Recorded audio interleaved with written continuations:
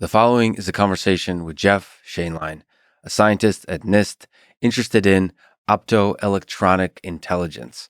We have a deep technical dive into computing hardware that will make Jim Keller proud. I urge you to hop on to this roller coaster ride through neuromorphic computing and superconducting electronics and hold on for dear life.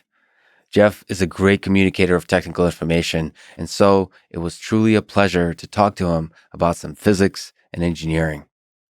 To support this podcast, please check out our sponsors in the description. This is the Lex Fridman podcast, and here is my conversation with Jeff Shainline. I got a chance to read a fascinating paper you authored called Optoelectronic Intelligence. So maybe we can start by talking about this paper and start with the basic questions. What is optoelectronic intelligence? Yeah, so in that paper, the concept I was trying to describe is sort of an architecture for building brain-inspired computing that leverages light for communication in conjunction with electronic circuits for computation. In that particular paper, a lot of the work we're doing right now in our project at NIST is focused on superconducting electronics for computation. I'll go into why that is, but that might make a little more sense in context if we first describe what that is in contrast to, which is semiconducting electronics. Mm-hmm. So is it worth taking a couple minutes to describe semiconducting electronics? It might even be worthwhile to step back and talk about electricity and circuits and how circuits work before we talk about superconductivity. Right, okay. How does a computer work, Jeff? Well, I won't go into everything that makes a computer work, but let's talk about the basic building blocks, a transistor. So, and even more basic than that, a semiconductor material, silicon, say. So, in silicon is a semiconductor. And what that means is at low temperature, there are no free charges, no free electrons that can move around. So when you talk about electricity, you're talking about predominantly electrons moving to establish electrical currents, and they move under the influence of voltages. So you apply voltages, electrons move around, those can be measured as currents, and you can represent information in that way. So semiconductors are special in the sense that they are really malleable. So if you have a semiconductor material, you can change the number of free electrons that can move around by putting different elements, different atoms in lattice sites. So what is a lattice site? Well, a semiconductor is a crystal, which means all the atoms that comprise the material are at exact locations that are perfectly periodic in space. So if you start at any one atom and you go along what are called the lattice vectors, you get to another atom and another atom and another atom. And for high quality devices, it's important that is a perfect crystal with very few defects. But you can intentionally replace a silicon atom with, say, a phosphorus atom, and then you can change the number of free electrons that are in a region of space that has that excess of what are called dopants. So picture a device that has a left terminal and a right terminal. And if you apply a voltage between those two, you can cause electrical current to flow between them. Now we add a third terminal up on top there. And depending on the voltage between the left and right terminal and that third voltage, you can change that current. So what's commonly done in digital electronic circuits is to leave a fixed voltage from left to right, and then change that voltage that's applied at what's called the gate of the transistor. So what you do is you make it to where there's an excess of electrons on the left, excess of electrons on the right, and very few electrons in the middle. And you do this by changing the concentration of different dopants in the lattice spatially. And then when you apply a voltage to that gate, you can either cause current to flow or turn it off. And so that's sort of your 0 and 1. If you apply voltage, current can flow. That current is representing a digital 1. And from that basic element, you can build up all the complexity of digital electronic circuits that have really had a profound influence on our society. Now you're talking about electrons. Can you give a sense of what scale we're talking about when we're talking about in silicon being able to mass manufacture these kinds of gates? Yeah, so scale in a number of different senses. Well, at the scale of the silicon lattice, the distance between two atoms there is half a nanometer. So people often like to compare these things to the width of a human hair. I think it's some 6 orders of magnitude smaller than the width of a human hair, something on that order. So remarkably small. We're talking about individual atoms here, and electrons are of that length scale when they're in that environment. But there's another sense that scale matters in digital electronics. This is perhaps the more important sense, although they're related. Scale refers to a number of things. It refers to the size of that transistor. So, for example, I said you have a left contact, a right contact, and some space between them where the gate electrode sits. That's called the channel width or the channel length. And what has enabled what we think of as Moore's law, or the continued increased performance in silicon microelectronic circuits, is the ability to make that size, that feature size, ever smaller at a really remarkable pace. I mean, that feature size has decreased consistently every couple of years since the 1960s, and that was what Moore predicted in the 1960s. He thought it would continue for at least 2 more decades, and it's been much longer than that. And so that is why we've been able to fit ever more devices, ever more transistors, ever more computational power on essentially the same size of chip. So a user sits back and does essentially nothing. You're running the same computer program, but those devices are getting smaller, so they get faster, they get more energy efficient, and all of our computing performance just continues to improve. And we don't have to think too hard about what we're doing as, say, a software designer or something like that. I absolutely don't mean to say that there's no innovation in software or the user side of things. Of course there is, but from the hardware perspective, we just have been given this gift of continued performance improvement through this scaling that is ever smaller feature sizes with very similar, say, power consumption. That power consumption has not continued to scale in the most recent decades, but nevertheless, we had a really good run there for a while. And now we're down to gates that are 7 nanometers, which is state of the art right now. Maybe Global Foundries is trying to push it even lower than that. I can't keep up with where the predictions are that it's going to end. But 7 nanometer transistor has just a few tens of atoms along the length of the conduction pathway. So a naive semiconductor device physicist would think you can't go much further than that without some kind of revolution in the way we think about the physics of our devices. Is there something to be said about the mass manufacture of these devices? Right. So that's another thing. So how have we been able to make those transistors smaller and smaller? Well, companies like Intel, Global Foundries, they invest a lot of money in the lithography. So how are these chips actually made? Well, one of the most important steps is this, what's called ion implantation. So you start with sort of a pristine silicon crystal, and then using photolithography, which is a technique where you can pattern different shapes using light, you can define which regions of space you're going to implant with different species of ions that are going to change the local electrical properties right there. So by using ever shorter wavelengths of light and different kinds of optical techniques and different kinds of lithographic techniques, things that go far beyond my knowledge base, you can just simply shrink that feature size down. And you say you're at 7 nanometers. Well, the wavelength of light that's being used is over 100 nanometers. That's already deep in the UV. So how are those minute features patterned? Well, there's an extraordinary amount of innovation that has gone into that, but nevertheless, it stayed very consistent in this ever-shrinking feature size. And now the question is, can you make it smaller? And even if you do you still continue to get performance improvements? But that's another kind of scaling where these companies have been able to. So, okay, you picture a chip that has a processor on it. Well, that chip is not made as a chip. It's made on a wafer. Mm-hmm. And using photolithography, you basically print the same pattern on different dies all across the wafer, multiple layers, tens, probably 100 some layers in a mature foundry process. And you do this on ever bigger wafers too. That's another aspect of scaling that's occurred in the last several decades. So now you have this 300 millimeter wafer. It's like as big as a pizza, and it has maybe 1,000 processors on it.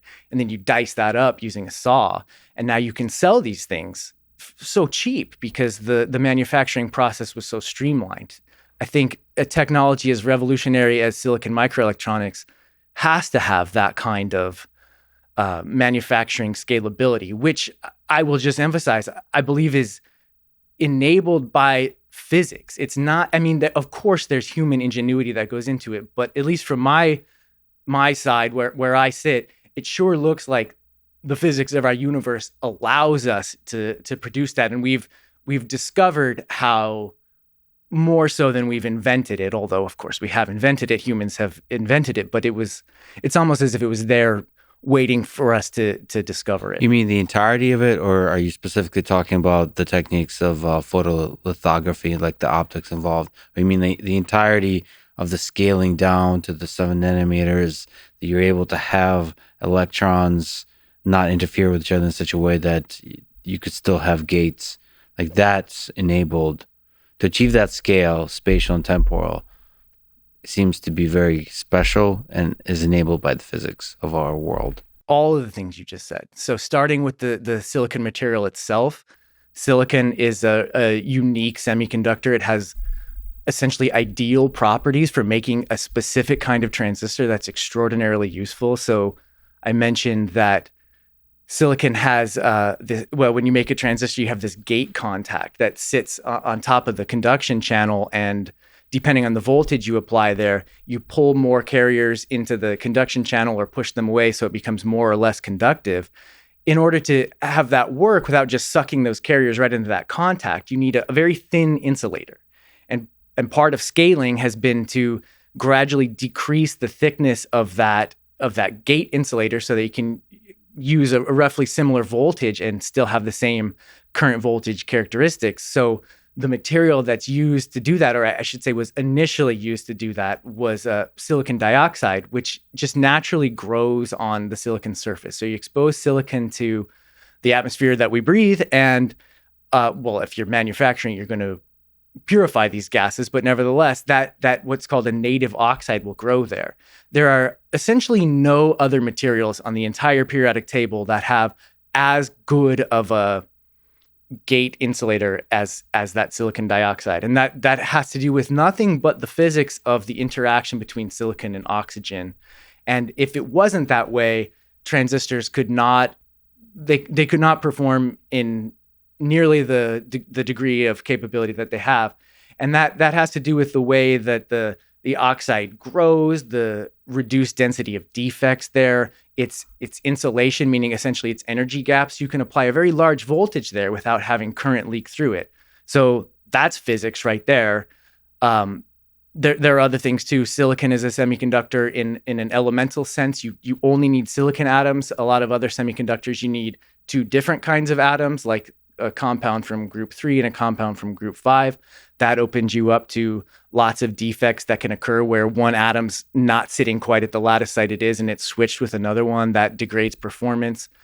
But then also on the side that you mentioned with the manufacturing, we have access to light sources that can produce these very short wavelengths of light.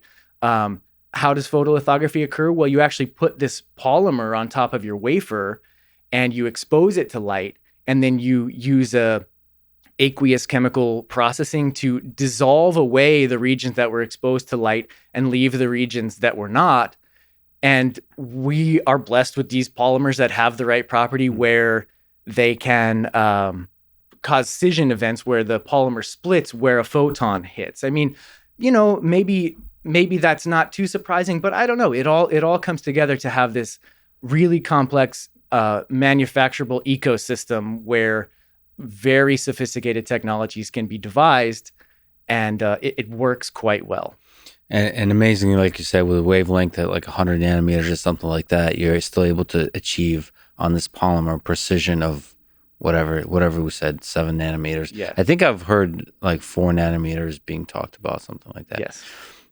If we could just pause on this, and we'll return to superconductivity, but in this whole journey from a history perspective, what do you think is the most beautiful at the intersection of engineering and physics to you in this whole process that we talked about with silicon and photolithography, things that people were able to achieve in order to push the Moore's law forward? Is it the early days, the invention of the transistor itself?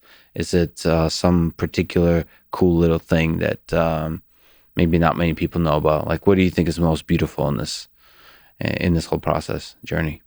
The most beautiful is a little difficult to answer. Let me try and sidestep it a little bit and just say what strikes me about looking at the history of silicon microelectronics is that so when quantum mechanics was developed, people quickly began applying it to semiconductors, and it was broadly understood that these are fascinating systems, and people cared about them for their basic physics, but also their utility as devices. And then the transistor was invented in the late 40s in a relatively crude experimental setup where you just crammed a metal electrode into the semiconductor, and that was ingenious. These people were able to make it work, you know.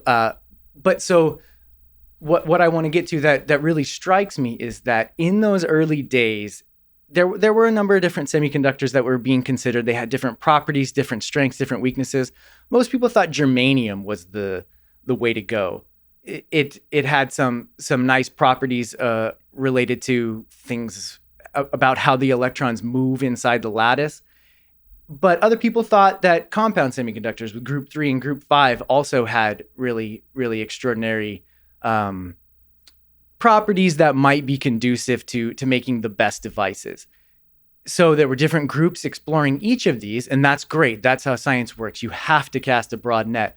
But then what I find striking is why is it that silicon won? Because it's not that germanium is a useless material and it's not present in technology or compound semiconductors. They're both doing exciting and important things, slightly more niche applications, whereas silicon is the semiconductor material for microelectronics, which is the platform for digital computing, which has transformed our world. Mm-hmm. Why did silicon win? It's because of a remarkable assemblage of qualities that no one of them was the clear winner, but it made these sort of compromises between a number of different influences. It had that really excellent gate oxide that allowed us to make MOSFETs, these high performance transistors, so quickly and cheaply and easily without having to do a lot of materials development. The band gap of silicon is actually in a semiconductor. There's an important parameter which is called the band gap, which tells you there are sort of electrons that fill up to one level in the energy diagram, and then there's a gap where electrons aren't allowed to have an energy in a certain range, and then there's another energy level above that. And that difference between the lower sort of filled level and the unoccupied level, that tells you how much voltage you have to apply in order to induce a current to flow. So with germanium, that's about 0.75 electron volts. That means you have to apply 0.75 volts to get a current moving. And it turns out that if you compare that to the thermal excitations that are induced just by the temperature of our environment, that gap's not quite big enough. You start to use it to perform computations, it gets a little hot, and you get all these accidental carriers that are excited into the conduction band, and it causes errors in your computation. Silicon's band gap is just a little higher, 1.1 electron volts, but you have an exponential dependence on the number of carriers that are present that can induce those errors.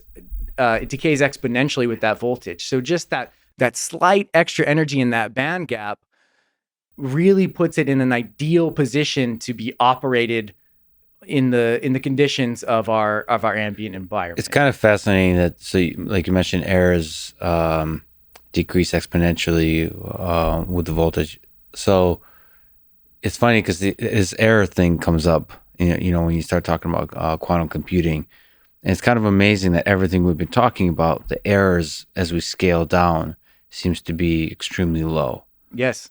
And like all of our computation is based on the assumption that it's extremely low. Yes. So it's not digital computation. Digital computation. So as opposed to our biological computation in our brain is like the assumption is stuff is going to fail all over the place, and we somehow have to still be robust to that. That's exactly right.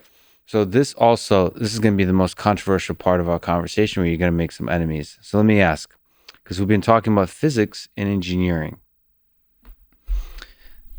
Which group of people is smarter and more important for this world? Let me ask the question in a better way.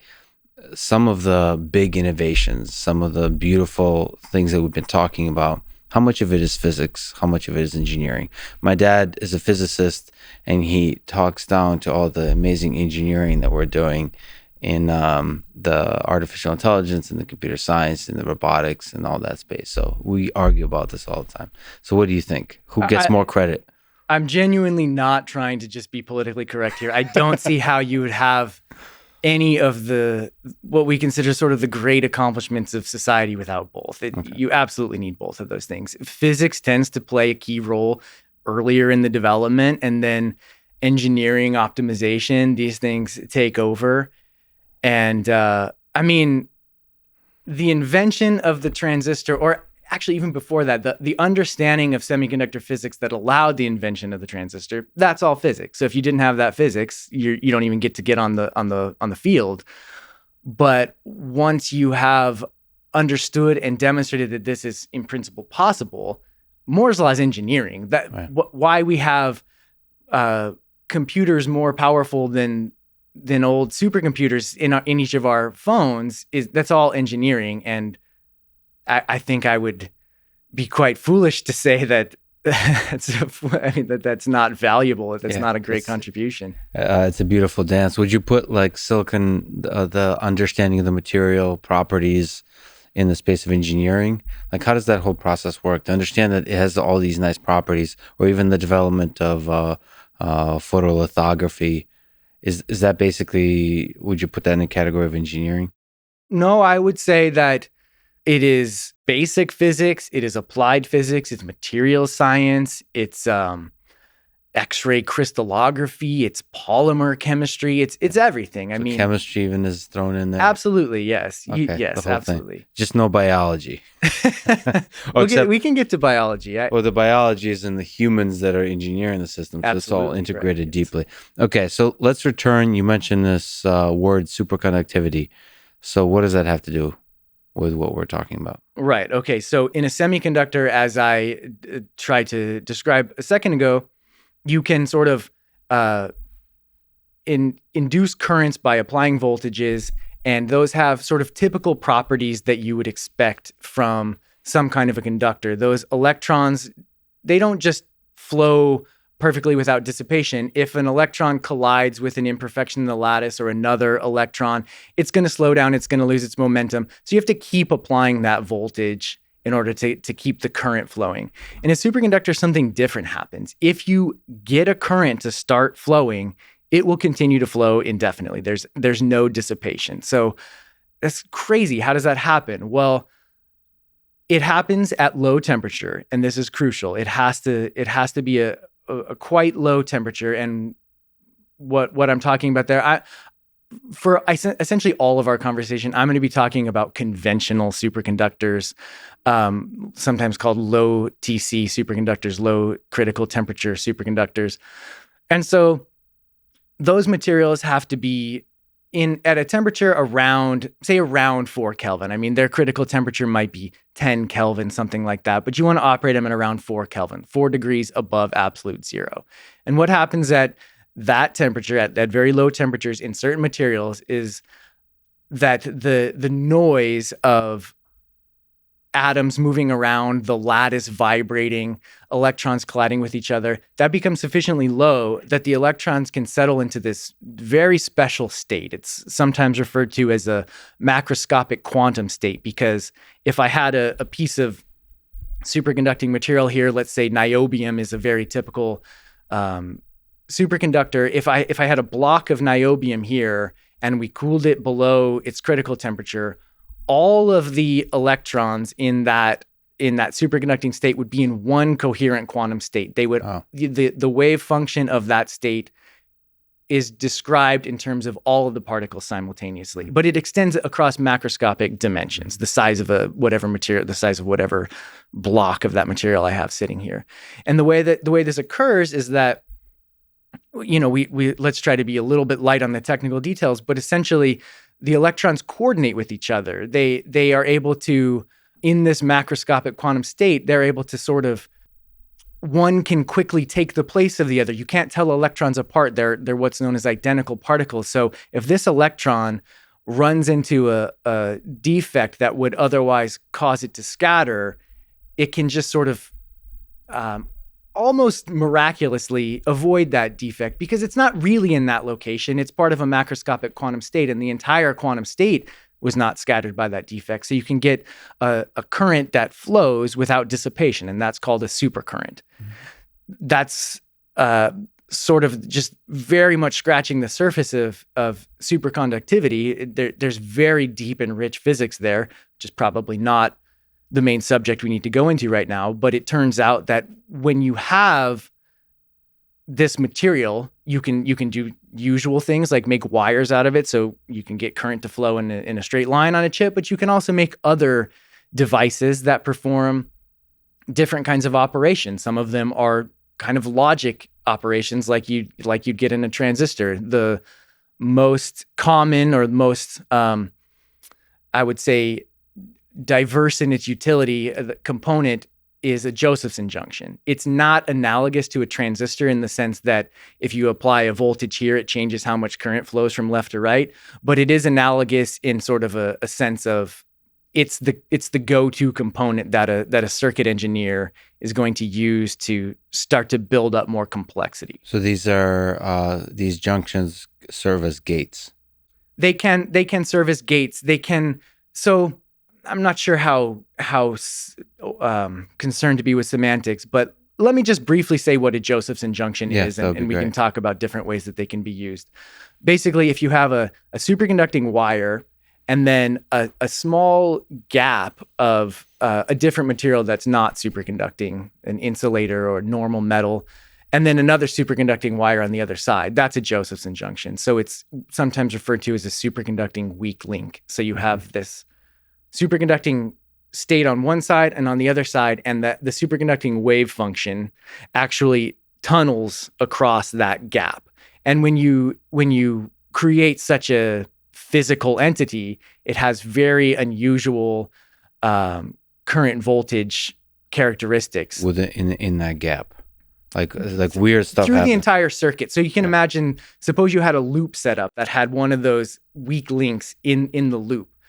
Current would flow in that loop independent, even if you hadn't applied a voltage to it. And that's called the Josephson effect. So the fact that there's this phase difference in the quantum wave function from one side of the tunneling barrier to the other induces current to flow. So how does you change state? Right, exactly. So how do you change state? Now picture if I have a current bias coming down this line of my circuit, and there's a Josephson junction right in the middle of it. And now I make another wire that goes around the Josephson junction. So I have a loop here, a superconducting loop.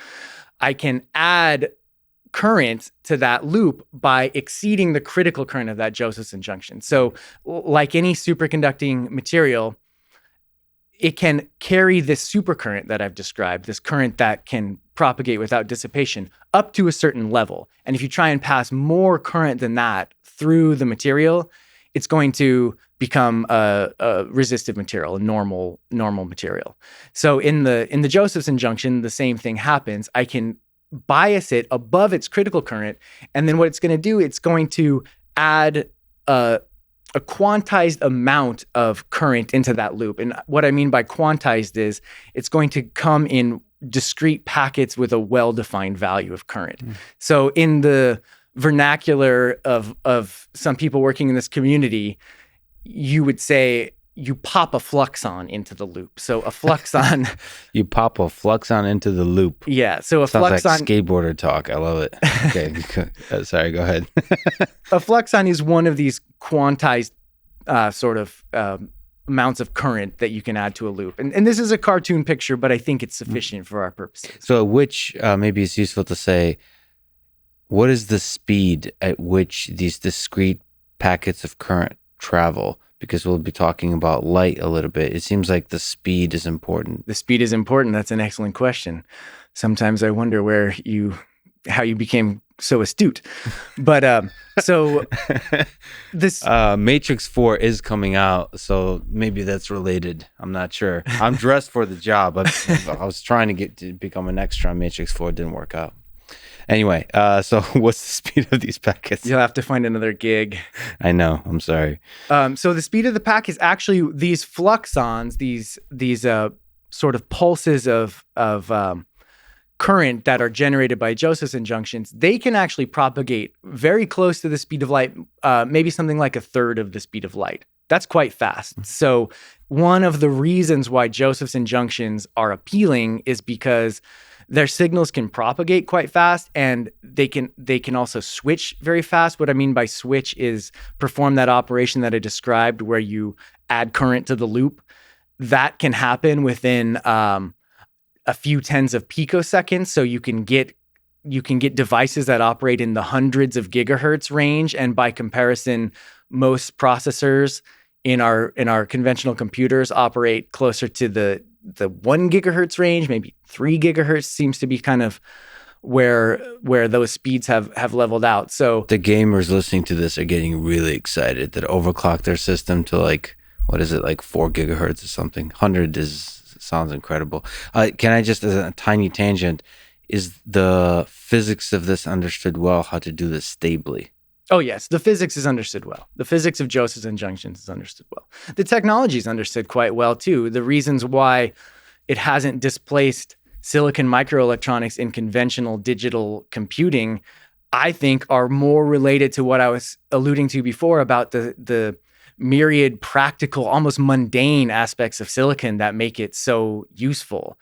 You can make a transistor ever smaller and smaller, and it will still perform its digital function quite well. The same is not true of a Josephson junction. It's not the same thing that there's this feature that you can keep making smaller and smaller and it'll keep performing the same operations. This loop I described, any Josephson circuit, well, I want to be careful. I shouldn't say any Josephson circuit, but many Josephson circuits, the way they process information or the way they perform whatever function it is they're trying to do, maybe it's sensing a weak magnetic field, it depends on an interplay between the junction and that loop. And you can't make that loop much smaller. And it's not for practical reasons that have to do with lithography. It's for fundamental physical reasons about the way the magnetic field interacts with that superconducting material. There are physical limits that no matter how good our technology got, those circuits would never be able to be scaled down to the densities that silicon microelectronics can. I don't know if we mentioned, is there something interesting about the various superconducting materials involved, or is it all? There's a lot of stuff that's interesting. And it's not silicon. It's not silicon. No. So like it's some materials that also require to be super cold. 4 Kelvin and so on. Yes. So let's dissect a couple of those different things. The super cold part, let me just mention for your gamers out there that are trying to clock it at 4 gigahertz and would love to go to 400. What kind of cooling system can achieve 4 Kelvin? 4 Kelvin, you need liquid helium. And so liquid helium is expensive, it's inconvenient. You need a cryostat that sits there, and the energy consumption of that cryostat is impracticable it's not going in your cell phone. You're not, so right. You can picture holding your cell phone like this and then something the size of, a keg of beer or something on your back to cool it. Like that makes no sense. Yeah. So if you're trying to make this in consumer devices, electronics that are ubiquitous across society, superconductors are not in the race for that. For now. But you're saying, so we're, just to frame the conversation, maybe the thing we're focused on is computing systems that serve as servers, like large systems. Yes, large systems. So then you can contrast what's going on in your cell phone with what's going on at one of the supercomputers. Colleague Katie Schumann invited us out to Oak Ridge a few years ago, so we got to see Titan, and that was when they were building Summit. So these are some high-performance supercomputers out in Tennessee, and those are filling entire rooms the size of warehouses, So once you're at that level, okay, there you're already putting a lot of power into cooling. Cooling is part of your engineering task that you have to deal with. So there, it's not entirely obvious that cooling to 4 Kelvin is out of the question.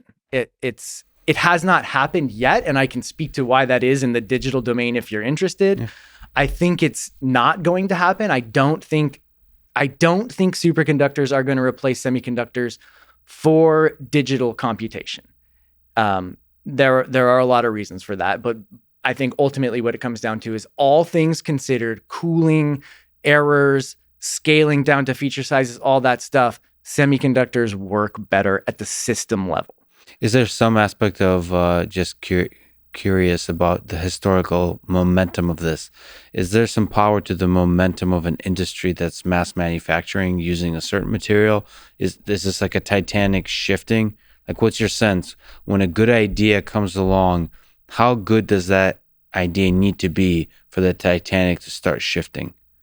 That's an excellent question. That's an excellent way to frame it. And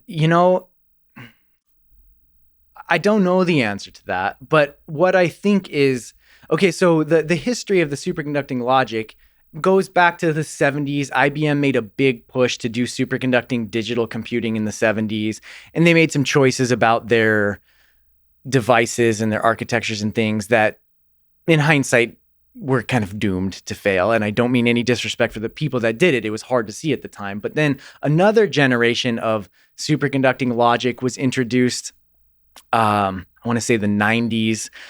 Someone named Likarev and Semenov, they proposed an entire family of circuits based on Josephson junctions that are doing digital computing based on logic gates and or not, these kinds of things. And they showed how it could go hundreds of times faster than silicon microelectronics. And it's extremely exciting. I wasn't working in the field at that time, but later when I went back and read the literature, I was just like, wow, this is so awesome. And so you might think, well, the reason why it didn't displace silicon is because silicon already had so much momentum at that time.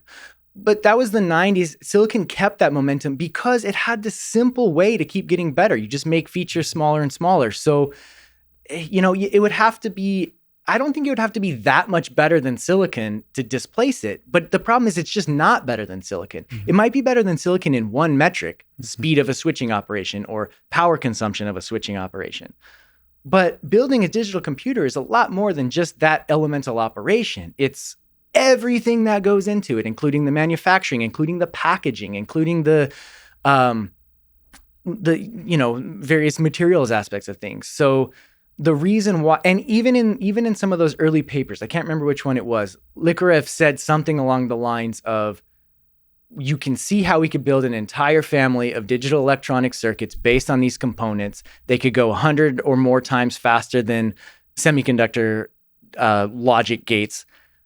But I don't think that's the right way to use superconducting electronic circuits. He didn't say what the right way was, but he basically said digital logic trying to steal the show from silicon is probably not what these circuits are most suited to accomplish. So if we can just linger on, you use the word computation. When you talk about computation, how do you think about it? Do you think purely on just the switching? Or do you think something a little bit larger scale, a circuit taken together, performing the basic arithmetic operations that are then required to do the kind of computation that makes up a computer? Because when we talk about the speed of computation, is it boiled down to the basic switching, or is there some bigger picture that you're thinking about? Well, all right. So maybe we should disambiguate. There are a variety of different kinds of computation. I don't pretend to be an expert in the theory of computation or anything like that. I guess it's important to differentiate, though, between digital logic, which represents information as a series of bits, binary digits, which, you can think of them as zeros and ones or whatever. Usually they correspond to a physical system that has two very well separated states. And then other kinds of computation, like we'll get into more the way your brain works, which it is, I think, indisputably processing information, but where the computation begins and ends is not anywhere near as well defined. It doesn't depend on these two levels. Here's a 0, here's a 1. There's a lot of gray area that's usually referred to as analog computing. Also, in conventional digital computers or digital computers in general, you have a concept of what's called arithmetic depth, which is jargon that basically means how many sequential operations are performed to turn an input into an output. And those kinds of computations in digital systems are highly serial, meaning that data streams, they don't branch off too far to the side. You have to pull some information over there and access memory from here and stuff like that. But by and large, the computation proceeds in a serial manner. It's not that way in the brain. In the brain, you're always drawing information from different places. It's much more network-based computing. Neurons don't wait for their turn. They fire when they're ready to fire. And so it's asynchronous. So one of the other things about a digital system is you're performing these operations on a clock. And that's a crucial aspect of it. Get rid of a clock in a digital system, nothing makes sense anymore. The brain has no clock. It builds its own timescales based on its internal activity. So you can think of the brain as kind of like this, like network computation, where it's actually really trivial, simple computers, just a huge number of them, and they're networked. I would together. say it is complex, sophisticated little processors, and there's a huge number of them. Neurons are not. No not offense. simple. I don't mean to offend Sure, neurons. no, They're no. very complicated and beautiful, and yeah, but we often oversimplify them. Yes, they're actually like there's computation happening within a neuron. Right. So I would say to think of a transistor as the building block of a digital computer is accurate. You use a few transistors to make your logic gates. You build up processors from logic gates and things like that. So you can think of a transistor as a fundamental building block, or you can think of, as we get into more highly parallelized architectures, you can think of a processor as a fundamental building block. To make the analogy to the neuro side of things, a neuron is not a transistor. A neuron is a processor. Yeah. It has synapses. Even synapses are not transistors, but they are more, they're lower on the information processing hierarchy in a sense. They do a bulk of the computation, but neurons are entire processors in and of themselves that can take in many different kinds of inputs on many different spatial and temporal scales and produce many different kinds of outputs so that they can perform different computations in different contexts. So this is where enters this distinction between computation and communication. So you can think of neuron as performing computation, and the networking, the interconnectivity of neurons is communication between neurons. And you see this with very large server systems. I mentioned offline, I've been talking to Jim Keller, whose dream is to build giant computers that, the bottleneck there is often the communication between the different pieces of the computing. So in this paper that we mentioned, Optoelectronic Intelligence, you say electrons excel at computation while light is excellent for communication. Maybe you can linger and say, in this context, what do you mean by computation and communication? What are electrons? What is light? And why do they excel at those two tasks? Yeah. Just to first speak to computation versus communication, I would say computation is essentially taking in some information, performing operations on that information, and producing new, hopefully more useful information. So for example, imagine you have a picture in front of you and there is a key in it, and that's what you're looking for whatever reason. You want to find the key. We all want to find the key. So the input is that entire picture, and the output might be the coordinates where the key is. So you've reduced the total amount of information you have, but you found the useful information for you in that present moment. That's the useful information. And you think about this computation as like controlled, synchronous, sequential. Not necessarily. It could be. That could be how your system is performing the computation, or it could be asynchronous. There are lots of ways to find the key. Okay. It depends on the nature of the data. It depends on, that's a very simplified example, a picture with a key in it. What about if you're in the world and you're trying to decide the best way to live your life. It might be interactive. There might be some recurrence or some weird asynchrony. I got it. So, but there's an input and there's an output, and you do some stuff in the middle that it goes from the input to the output. You've taken in information and output different information, hopefully reducing the total amount of information and extracting what's useful. Yeah.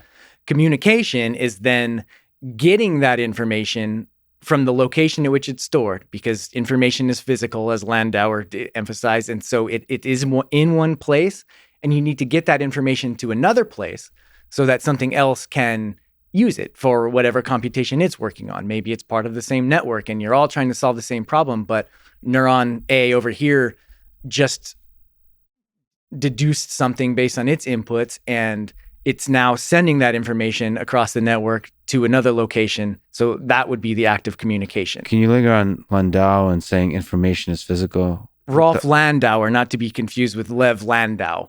Yeah, and he made huge contributions to our understanding of the reversibility of information and this concept that energy has to be dissipated in computing when the computation is irreversible. But if you can manage to make it reversible, then you don't need to expend energy. But if you do expend energy to perform a computation, there's sort of a minimal amount that you have to do, and it's KT log 2. And it's all somehow related to the second law of thermodynamics, and that the universe is an information process, and then we're living in a simulation. So, okay, sorry for that tangent. So so that's the defining the distinction between computation and communication. Let me say one more thing just to clarify. Communication ideally does not change the information. It moves it from one place to another, but it is preserved. Got it. Okay. All right. That's beautiful. So then the electron versus light distinction, and why are electrons good at computation and light good at communication? Yes. This is, there's a lot that goes into it, I guess, but just try to speak to the simplest part of it. Electrons interact strongly with one another. They're charged particles. So if I pile a bunch of them over here, they're feeling a certain amount of force, and they want to move somewhere else. They're strongly interactive. You can also get them to sit still. An electron has a mass, so you can cause it to be spatially localized. So for computation, that's useful because now I can make these little devices that put a bunch of electrons over here, and then I change the state of a gate like I've been describing, put a different voltage on this gate, and now I move the electrons over here. Now they're sitting somewhere else. I have a physical mechanism with which I can represent information. It's spatially localized, and I have knobs that I can adjust to change where those electrons are or what they're doing. Light, by contrast, photons of light, which are the discrete packets of energy that were identified by Einstein, they do not interact with each other. Especially at low light levels. If you're in a medium and you have a bright high light level, you can get them to interact with each other through the interaction with that medium that they're in. But that's a little bit more exotic. And for the purposes of this conversation, we can assume that photons don't interact with each other. So if you have a bunch of them all propagating in the same direction, they don't interfere with each other. If I want to send if I have a communication channel and I put one more photon on it, it doesn't screw up what those other ones, it doesn't change what those other ones were doing at all. So that's really useful for communication because that means you can sort of allow a lot of these photons to flow without disruption of each other, and they can branch really easily and things like that. But it's not good for computation because it's very hard for this packet of light to change what this packet of light is doing. They pass right through each other. So in computation, you want to change information, and if photons don't interact with each other, it's difficult to get them to change the information represented by the others. So that's the fundamental difference. Is there also something about the way they travel through different materials, or is that just a particular engineering? No, it's not. That's deep physics, I think. So this gets back to electrons interact with each other and photons don't. So say I'm trying to get a packet of information from me to you, and we have a wire going between us. In order for me to send electrons across that wire, I first have to raise the voltage on my end of the wire, and that means putting a bunch of charges on it. And then that charge packet has to propagate along the wire, and it has to get all the way over to you. That wire is going to have something that's called capacitance, which basically tells you how much charge you need to put on the wire in order to raise the voltage on it. And the capacitance is going to be proportional to the length of the wire. So the longer the length of the wire is, the more charge I have to put on it. And the energy required to charge up that line and move those electrons to you is also proportional to the capacitance and goes as the voltage squared. So you get this huge penalty if you want to send electrons across a wire over appreciable distances. So distance is an important thing here when you're doing communication. Distance is an important thing. So is the number of connections I'm trying to make. Right. Me to you, okay, one, that's not so bad. If I want to now send it to 10,000 other friends, then all of those wires are adding tons of extra capacitance. Now, not only does it take forever to put the charge on that wire and raise the voltage on all those lines, but it takes a ton of power.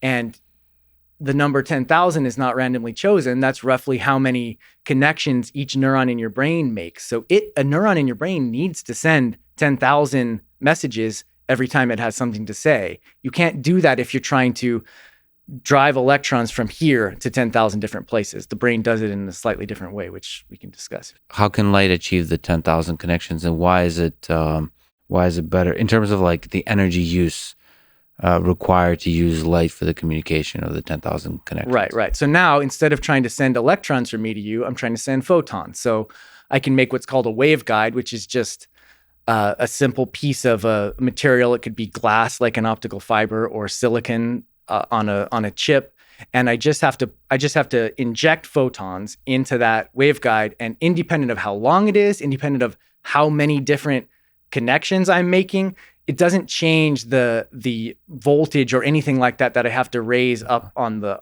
wire. So if I have one more connection, if I add additional connections, I need to add more light to the waveguide because those photons need to split and go to different paths. That makes sense, but I don't have a capacitive penalty.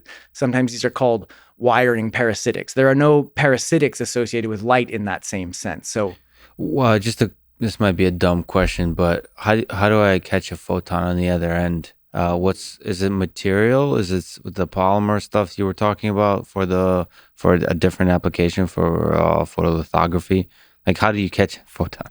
There's a lot of ways to catch a photon. It's not a dumb question. It's a deep and important question that basically defines a lot of the work that goes on in our group at NIST. One of my group leaders, Seiwu Nam, has built his career around these superconducting single photon detectors. So if you're going to try to sort of reach a lower limit and detect just one particle of light, superconductors come back into our conversation. And just picture a simple device where you have current flowing through a superconducting wire and a loop again, or no?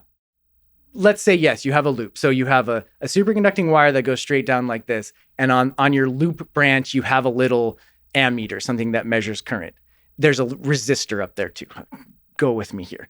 So you're current biasing this. So there's current flowing through that superconducting branch. Since there's a resistor over here, all the current goes through the superconducting branch. Now, a photon comes in, strikes that superconductor. We talked about this superconducting macroscopic quantum state. That's going to be destroyed by the energy of that photon. So now that branch of the circuit is resistive too. And you've properly designed your circuit so that the resistance on that superconducting branch is much greater than the other resistance. Now all of your current's going to go that way. Your ammeter says, oh, I just got a pulse of current. That must mean I detected a photon.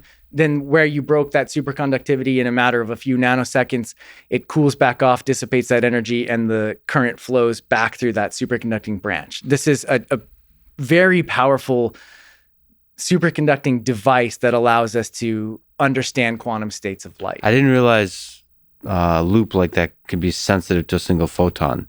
I mean, that seems strange to me, because so what happens when you just barrage it with photons? If you put a bunch of photons in there, essentially the same thing happens. You just drive it into the normal state. It becomes resistive.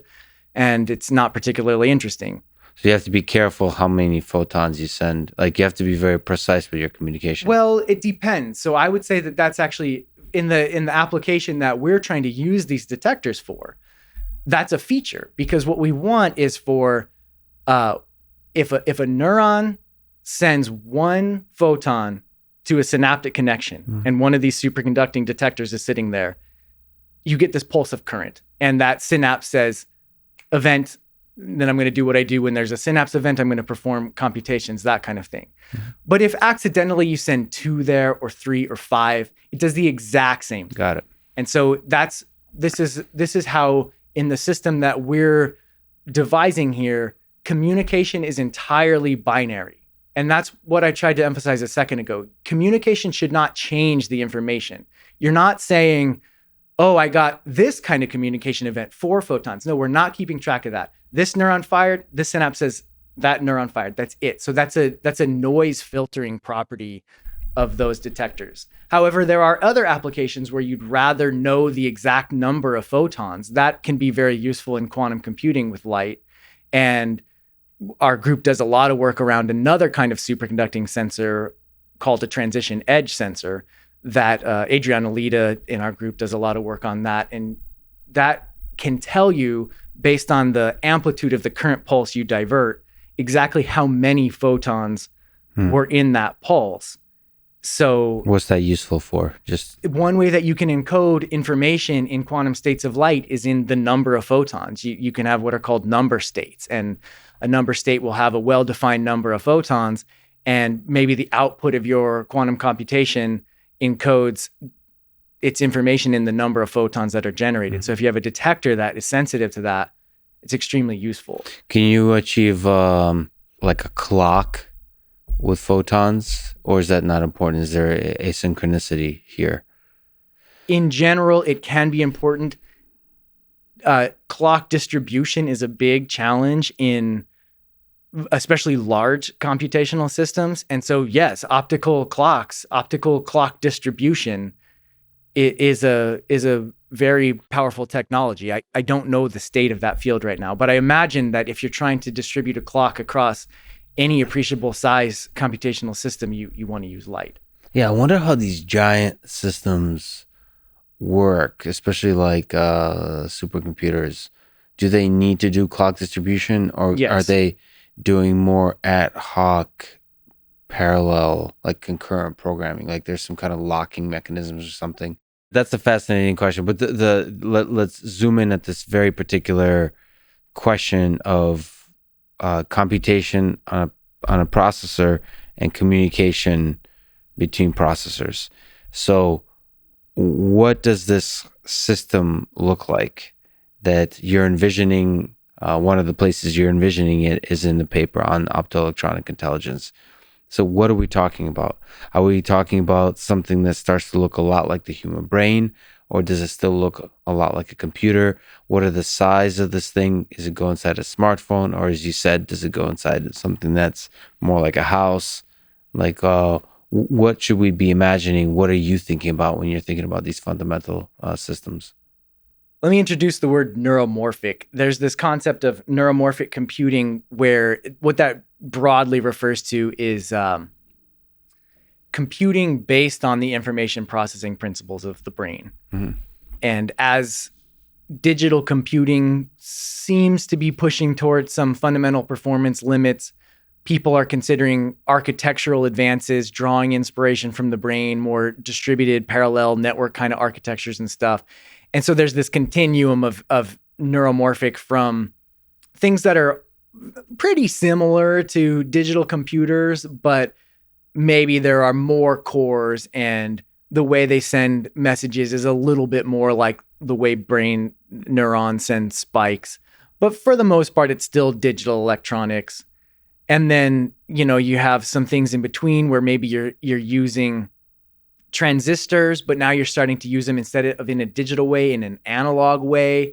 And so you're trying to get those circuits to behave more like neurons. Mm-hmm. And then that's a little bit, quite a bit more on the neuromorphic side of things. You're trying to get your circuits, although they're still based on silicon, you're trying to get them to perform operations that are highly analogous to the operations in the brain. And that's where a great deal of work is in neuromorphic computing. People like Giacomo Indavari and Gert Kauenbergs, Jennifer Hasler, countless others. It's a rich and exciting field, going back to Carver Mead in the late 1980s. And then all the way on the other extreme of the continuum is where you say, I'll give up anything related to transistors or semiconductors or anything like that. I'm not starting with the assumption that I'm going to use any kind of conventional computing hardware. And instead, what I want to do is try and understand what makes the brain powerful at the kind of information processing it does. And I want to think from first principles about what hardware is best going to enable us to capture those information processing principles in an artificial system. And that's where I live. That's where I'm doing my exploration these days. So what are the first principles of brain-like computation and communication? Right. Yeah, this is so important, and I'm glad we booked 14 hours for this because I only have 13. I'm sorry. Okay, so the brain is notoriously complicated, and I think that's an important part of why it can do what it does. But okay, let me try to break it down. Starting with the devices, neurons, as I said before, they're sophisticated devices in and of themselves, and synapses are too. They can change their state based on the activity, so they adapt over time. That's crucial to the way the brain works. They don't just adapt on one time scale, they can adapt on myriad time scales, from the spacing between pulses, the spacing between spikes that come from neurons, all the way to the age of the organism. Also relevant, perhaps, I think the most important thing that's guided my thinking is the network structure of the brain. So, which can also be adjusted on different scales. Absolutely, yes. So you're making you're changing the strength of contacts. You're changing the spatial distribution of them. Although spatial distribution doesn't change that much once you're a mature organism, but that network structure is really crucial. So let me dwell on that for a second.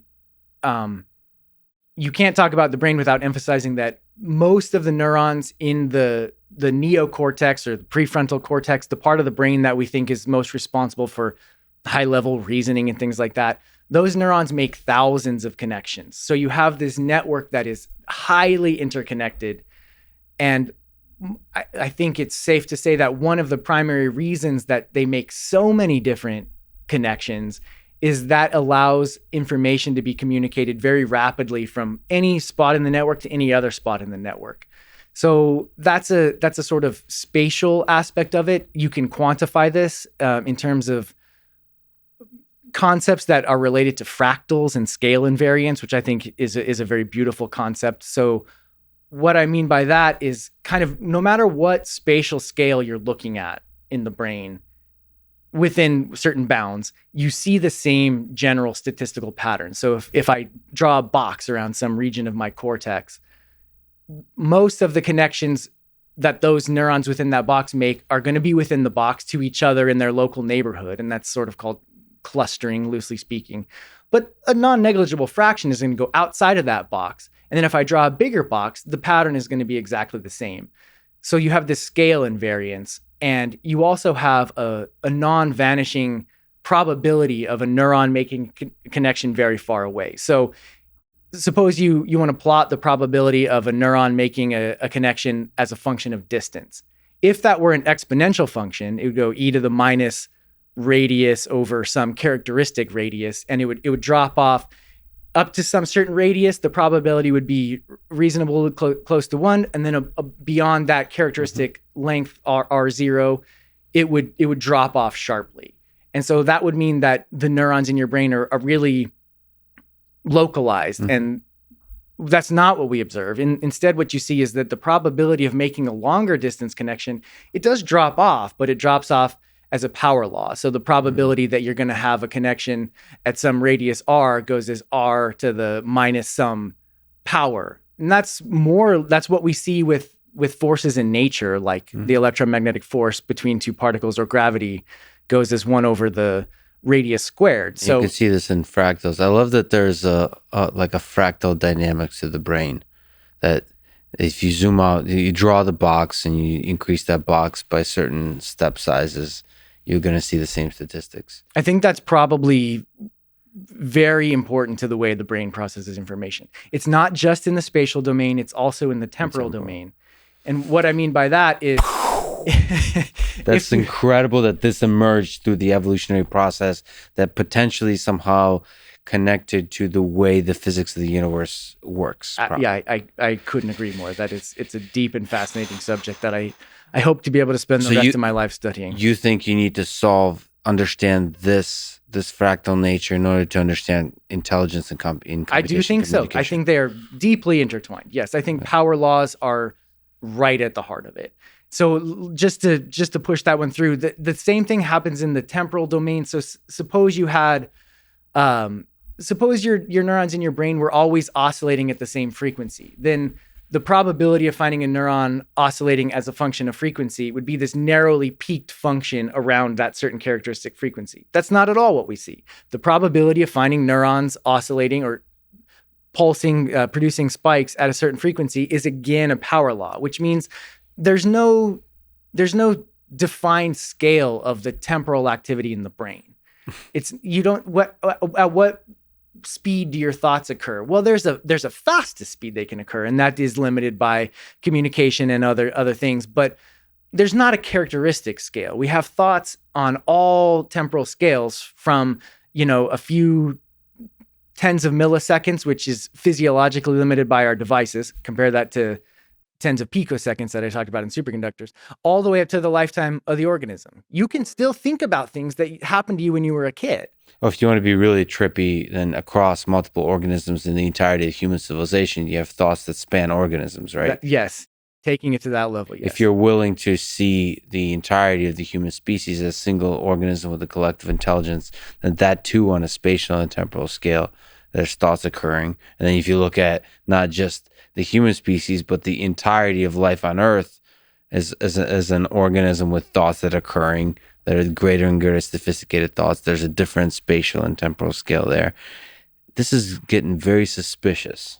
Wait, hold on though. Before we're done, I just want to tie the bow and say that the spatial and temporal aspects are intimately interrelated with each other. So activity between neurons that are very close to each other is more likely to happen on this faster time scale, and information is going to propagate and encompass more of the brain. More of your cortices, different modules in the brain, are going to be engaged in information processing on longer time scales. So there's this concept of information integration where most neurons are specialized. Any given neuron or any cluster of neuron has its specific purpose, but they're also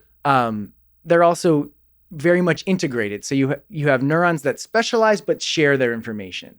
And so that happens through these fractal nested oscillations that occur across spatial and temporal scales. I think capturing those dynamics in hardware, to me, that's the goal of neuromorphic computing. So does it need to look, so first of all, that's fascinating. We've stated some clear principles here. Now, does it have to look like the brain outside of those principles as well? Like, what other characteristics have to look like the human brain? Or can it be something very different? Well, it depends on what you're trying to use it for. And so I think a lot of the community asks that question a lot. What are you going to do with it? And I completely get it. I think that's a very important question. And it's also sometimes not the most helpful question. What if what you want to do with it is study it? What if you just want to see what do you have to build into your hardware in order to observe these dynamical principles? So, and also I ask myself that question every day, and I'm not sure I'm able to answer that. So like, what are you going to do with this particular neuromorphic machine? Right. So suppose what we're trying to do with it is build something that thinks. We're not trying to get it to make us any money or drive a car. Maybe we'll be able to do that, but that's not our goal. Our goal is to see if we can get the same types of behaviors that we observe in our own brain. And by behaviors, in this sense, what I mean, the behaviors of the components, the neurons, the network, that kind of stuff. I think there's another element that I didn't really hit on that you also have to build into this, and those are architectural principles. They have to do with the hierarchical modular construction of the network. And without getting too lost in jargon, the main point that I think is relevant there, let me try and illustrate it with a cartoon picture of the architecture of the brain. So in the brain, you have the cortex, which is sort of this outer sheet. It's actually it's a layered structure. If you could take it out of your brain, you could unroll it on the table and it would be about the size of a pizza sitting there. Mm-hmm. And that's a module. It does certain things. It processes, as Yorgi Buzaki would say, it processes the what of what's going on around you. But you have another really crucial module that's called the hippocampus. And that network is structured entirely differently. First of all, this cortex that I described, 10 billion neurons in there. So numbers matter here. And they're organized in that sort of power law distribution where the probability of making a connection drops off as a power law in space. The hippocampus is another module that's important for understanding where you are, when you are, keeping track of your position in space and time. And that network is very much random. So the probability of making a connection, it almost doesn't even drop off as a function of distance. It's the same probability that you'll make it here to over there. But there are only about 100 million neurons there. So you can have that huge, densely connected module because it's not so big. And the neocortex, or the cortex and the hippocampus, they talk to each other constantly.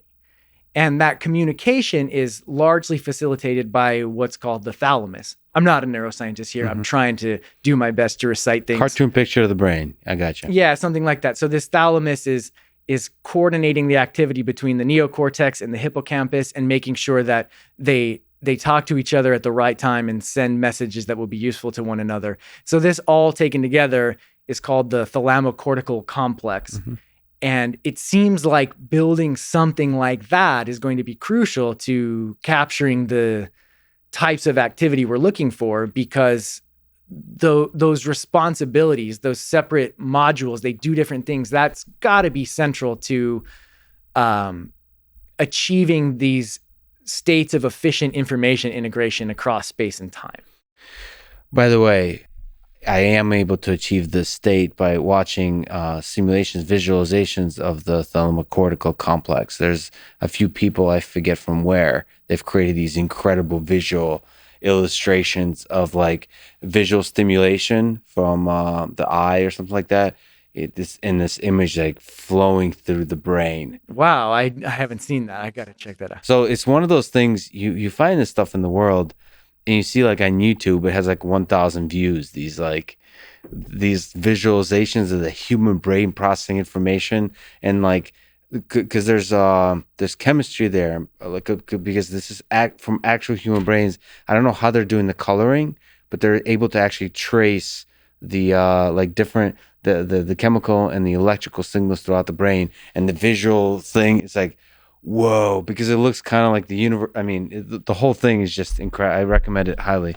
I'll probably post a link to it, but you can just look for one of the things they simulate is the thalamocortical complex, and just visualization. You can find that yourself on YouTube, but it's beautiful. The other question I have for you is, how does memory play into all of this? Because all the signals sending back and forth, that's kind of like that's computation and communication, but that's kind of like processing of inputs and outputs to produce outputs in the system. That's kind of like maybe reasoning, maybe there's some kind of recurrence, but like, is there a storage mechanism that you think about in the context of neuromorphic computing? Yeah, absolutely. So that's got to be central. You have to have a way that you can store memories, and there are a lot of different kinds of memory in the brain. That's yet another example of how it's not a simple system. So there's one kind of memory, one way of talking about memory, usually starts in the context of Hopfield networks. You were lucky to talk to John Hopfield on this program, but the basic idea there is working memory is stored in the dynamical patterns of activity between neurons, and you can think of a certain pattern of activity as an attractor, meaning if you put in some signal that's similar enough to other previously experienced signals like that, then you're going to converge to the same network dynamics, and you will see these neurons participate in the same network patterns of activity that they have in the past.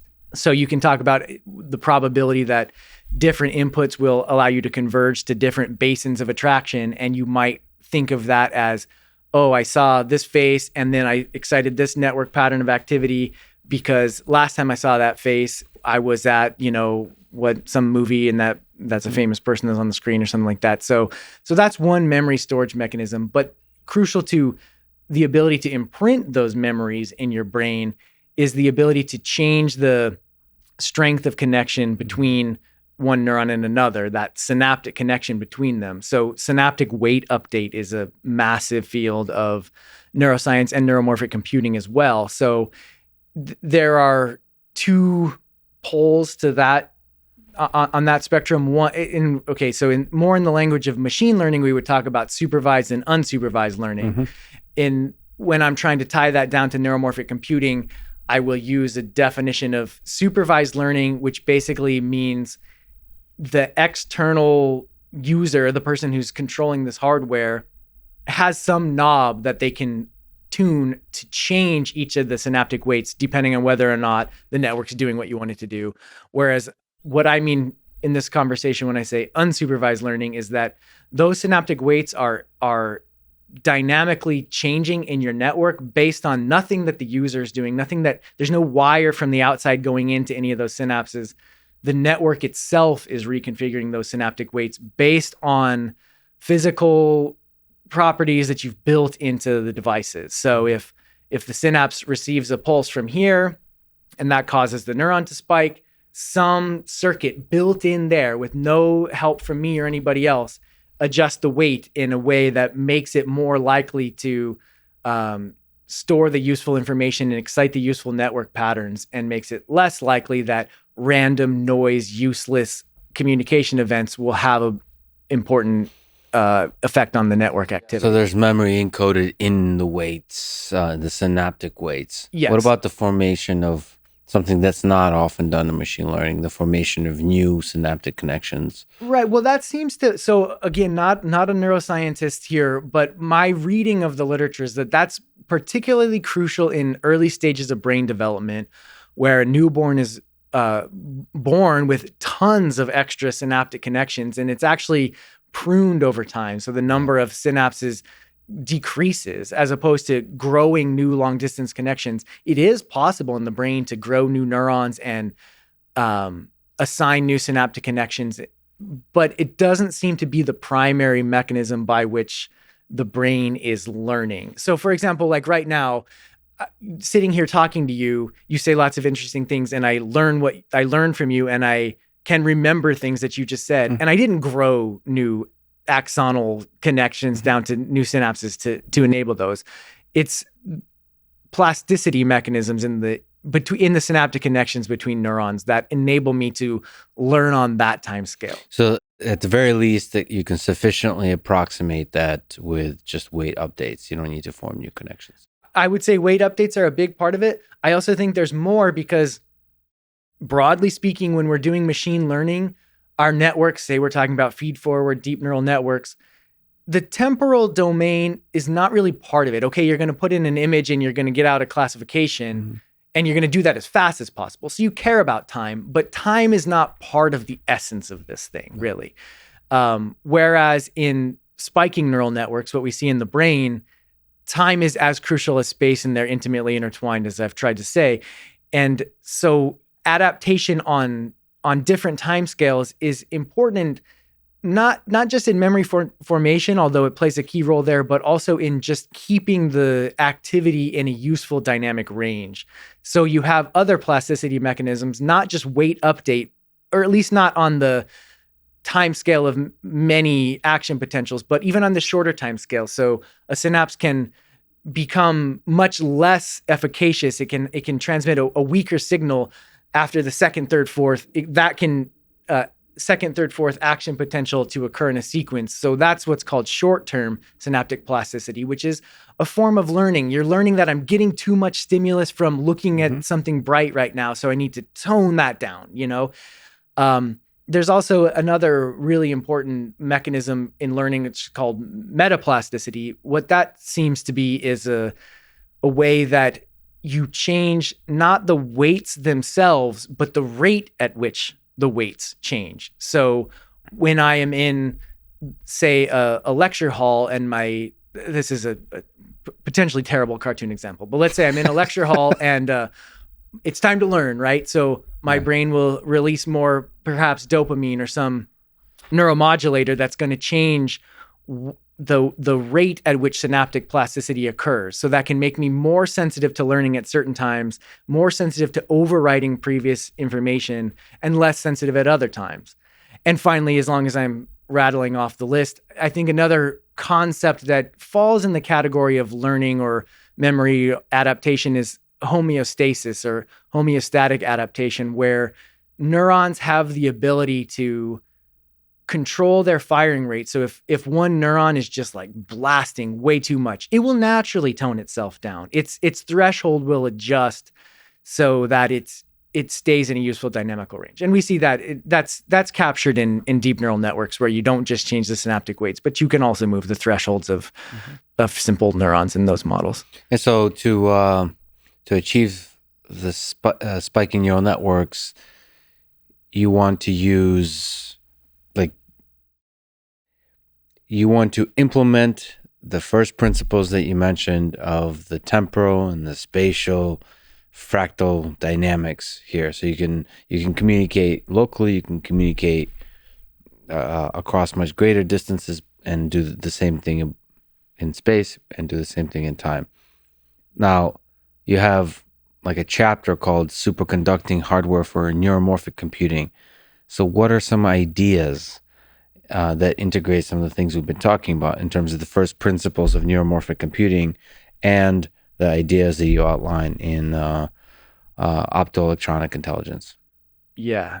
So let me start, I guess, on the communication side of things, because that's what led us down this track in the first place. By us, I'm talking about my team of colleagues at NIST, Saeed Khan, Bryce Primavera, Sonia Buckley, Jeff Childs, Adam McCon, to name Alex Tate, to name a few, our group leaders, Sewu Nam and Rich Mirren.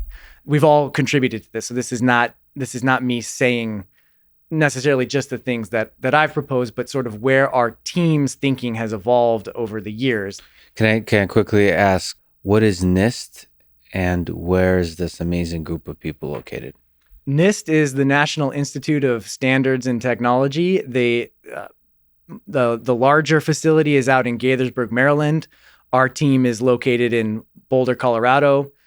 NIST is a federal agency under the Department of Commerce. We do a lot with, by we, I mean other people at NIST, do a lot with standards, making sure that we understand the system of units, international system of units, precision measurements. There's a lot going on in electrical engineering, material science. And it's historic. I mean, it's one of those, it's like MIT or something like that. It has a reputation over many decades of just being this really a place where there's a lot of brilliant people have done a lot of amazing things. But in terms of the people in your team, in this team of people involved in the concept we're talking about now, I'm just curious, what kind of disciplines are we talking about? What is it? Mostly physicists and electrical engineers, some material scientists. But I would say, yeah, I think physicists and electrical engineers. My background is in photonics, the use of light for technology. So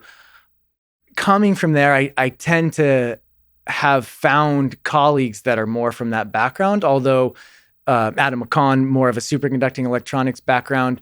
We need a diversity of folks. This project is sort of cross-disciplinary. I would love to be working more with neuroscientists and things, but we haven't reached that scale yet. But yeah, but you're focused on the hardware side, which requires all the disciplines that you mentioned. Yes. And then of course, neuroscience may be a source of inspiration for some of the long-term vision. I would actually call it more than inspiration. I would call it sort of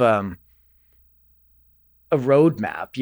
We're not trying to build exactly the brain, but I don't think it's enough to just say, oh, neurons kind of work like that. Let's kind of do that thing. I mean, Right. we're very much following the concepts that the cognitive sciences have laid out for us, which I believe is a really robust roadmap. I mean, just on a little bit of a tangent, it's often stated that we just don't understand the brain, and so it's really hard to replicate it because we just don't know what's going on there.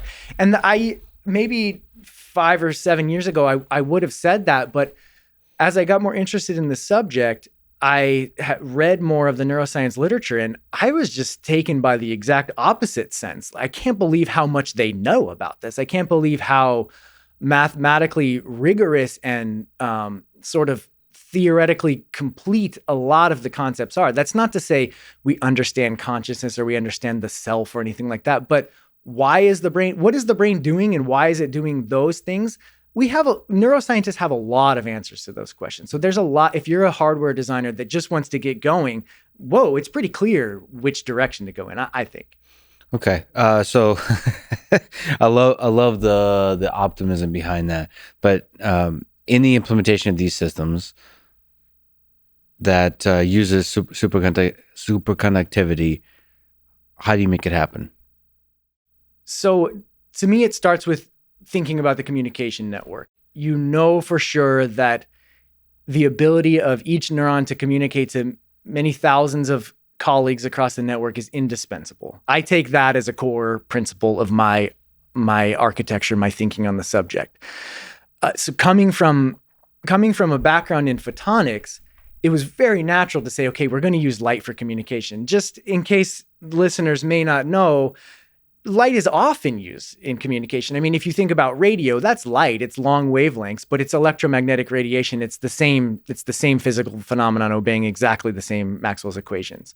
And then all the way down to fiber optics. Now you're using visible or near infrared wavelengths of light, but the way you send messages across the ocean is now contemporary over optical fibers. So using light for communication is not a stretch. It makes perfect sense. So you might ask, well, why don't you use light for communication in a conventional microchip? And the answer to that is, I believe, physical. If we had a light source on a silicon chip that was as simple as a transistor, there would not be a processor in the world that didn't use light for communication, at least above some distance. How many light sources are needed? Oh, you need a light source at every single point. A light source per neuron. Per neuron, per little. But then if you could have a really small and nice light source, your definition of neuron could be flexible. Could be, yes. Sometimes it's helpful to me to say, in this hardware, a neuron is that entity which has a light source. And I can. And then there was light. I can explain more about that, but somehow this like rhymes with consciousness, because the people will often say the light of consciousness. So that consciousness is that which is conscious. I got it. That's not my quote. That's me. That's my quote. See, that quote comes from my background. Yours is in optics, mine in light, mine is in darkness. So go ahead. So the point I was making there is that if it was easy to manufacture light sources along with transistors on a silicon chip, they would be everywhere. Yeah. And it's not easy. People have been trying for decades, and it's actually extremely difficult.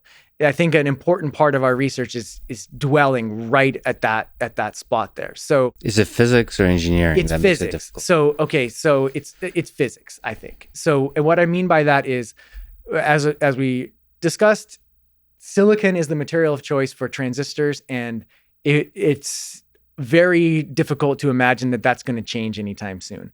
Silicon is notoriously bad at emitting light, and that has to do with the immutable properties of silicon itself. The way that the energy bands are structured in silicon, you're never going to make silicon efficient as a light source at room temperature without doing very exotic things that degrade its ability to interface nicely with those transistors in the first place. So that's like one of these things where why is nature dealing us that blow? You give us these beautiful transistors and you give us all the motivation to use light for communication, but then you don't give us a light source. So, well, okay, you do give us a light source, compound semiconductors. Like we talked about back at the beginning, an element from group 3 and an element from group 5 form an alloy where every other lattice site switches which element it is. Those have much better properties for generating light. You put electrons in, light comes out. Almost 100% of the electron hole, it can be made efficient. Okay. I'll take your word for it. Okay. Excellent. However, I say it's physics, not engineering, because it's very difficult to get those compound semiconductor light sources situated with your silicon. In order to do that ion implantation that I talked about at the beginning, high temperatures are required. So you got to make all of your transistors first and then put the compound semiconductors on top of there. You can't grow them afterwards because that requires high temperature. It screws up all your transistors. You try and stick them on there. They don't have the same lattice constant. The spacing between atoms is different enough that it just doesn't work. So nature does not seem to be telling us that, hey, go ahead and combine light sources with your digital switches for conventional digital computing. And conventional digital computing will often require smaller scale, I guess, in terms of like a smartphone. Like, so in which kind of systems does nature hint that we can use light and photons for communication? Well, so let me just try and be clear. You can use light for communication in digital systems. Just the light sources are not intimately integrated with the silicon. You manufacture all the silicon, you have your microchip, plunk it down. And then you manufacture your light sources, separate chip, completely different process, made in a different foundry. And then you put those together at the package level. Got it. So now you have some, I would say a great deal of architectural limitations that are introduced by that sort of package level integration as opposed to monolithic on the same chip integration, but it's still a very useful thing to do. And that's where I had done some work previously before I came to NIST. There's a project led by Vladimir Stoyanovich that now spun out into a company called IR Labs, led by Mark Wade and Chen Sun, where they're doing exactly that. So you have your light source chip, your silicon chip, whatever it may be doing. Maybe it's digital electronics, maybe it's some other control purpose, something. And the silicon chip drives the light source chip and modulates the intensity of the light so you can get data out of the package on an optical fiber. And that still gives you tremendous advantages in bandwidth as opposed to sending those signals out over electrical lines.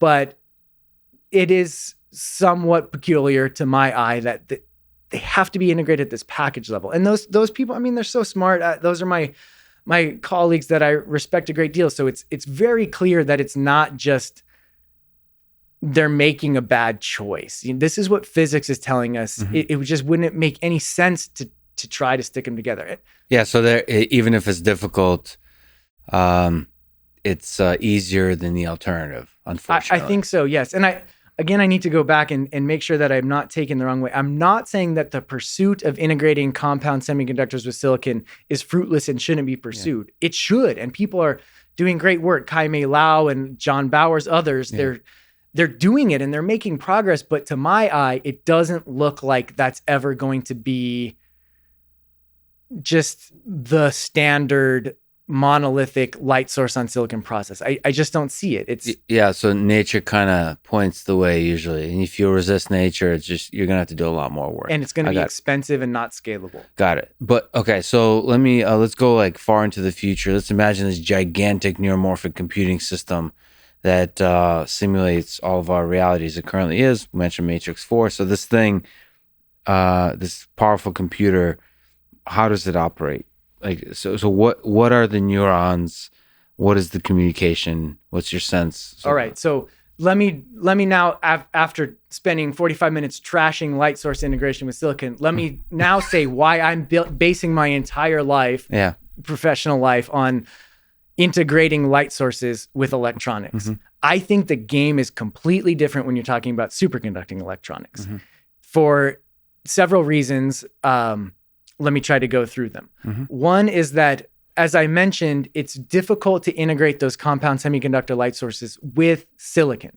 With silicon, is a requirement that is introduced by the fact that you're using semiconducting electronics. In superconducting electronics, you're still going to start with a silicon wafer, but it's just the bread for your sandwich in a lot of ways. You're not using that silicon in precisely the same way for the electronics. You're now depositing superconducting materials on top of that.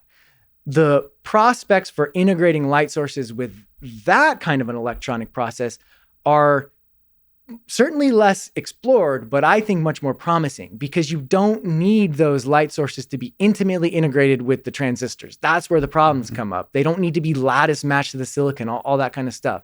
Instead, it seems possible that you can take those compound semiconductor light sources, stick them on the silicon wafer, and then grow your superconducting electronics on the top of that. It's at least not obviously going to fail. So the computation would be done on the superconductive material as well? Yes, the computation is done in the superconducting electronics, and the light sources receive signals that say, hey, a neuron reached threshold, produce a pulse of light, send it out to all your downstream synaptic connections. Those are, again, superconducting electronics. Perform your computation, and you're off to the races. Your network works. So then if we can rewind real quick. So what are the limitations of the challenges of superconducting electronics when we think about constructing these kinds of systems? So actually, let me say one other thing about the light sources. Yes, please. And then I'll move on, I promise, because this is probably tedious for some. This is super exciting. Okay, one other thing about the light sources. I said that silicon is terrible at emitting photons. It's just not what it's meant to do.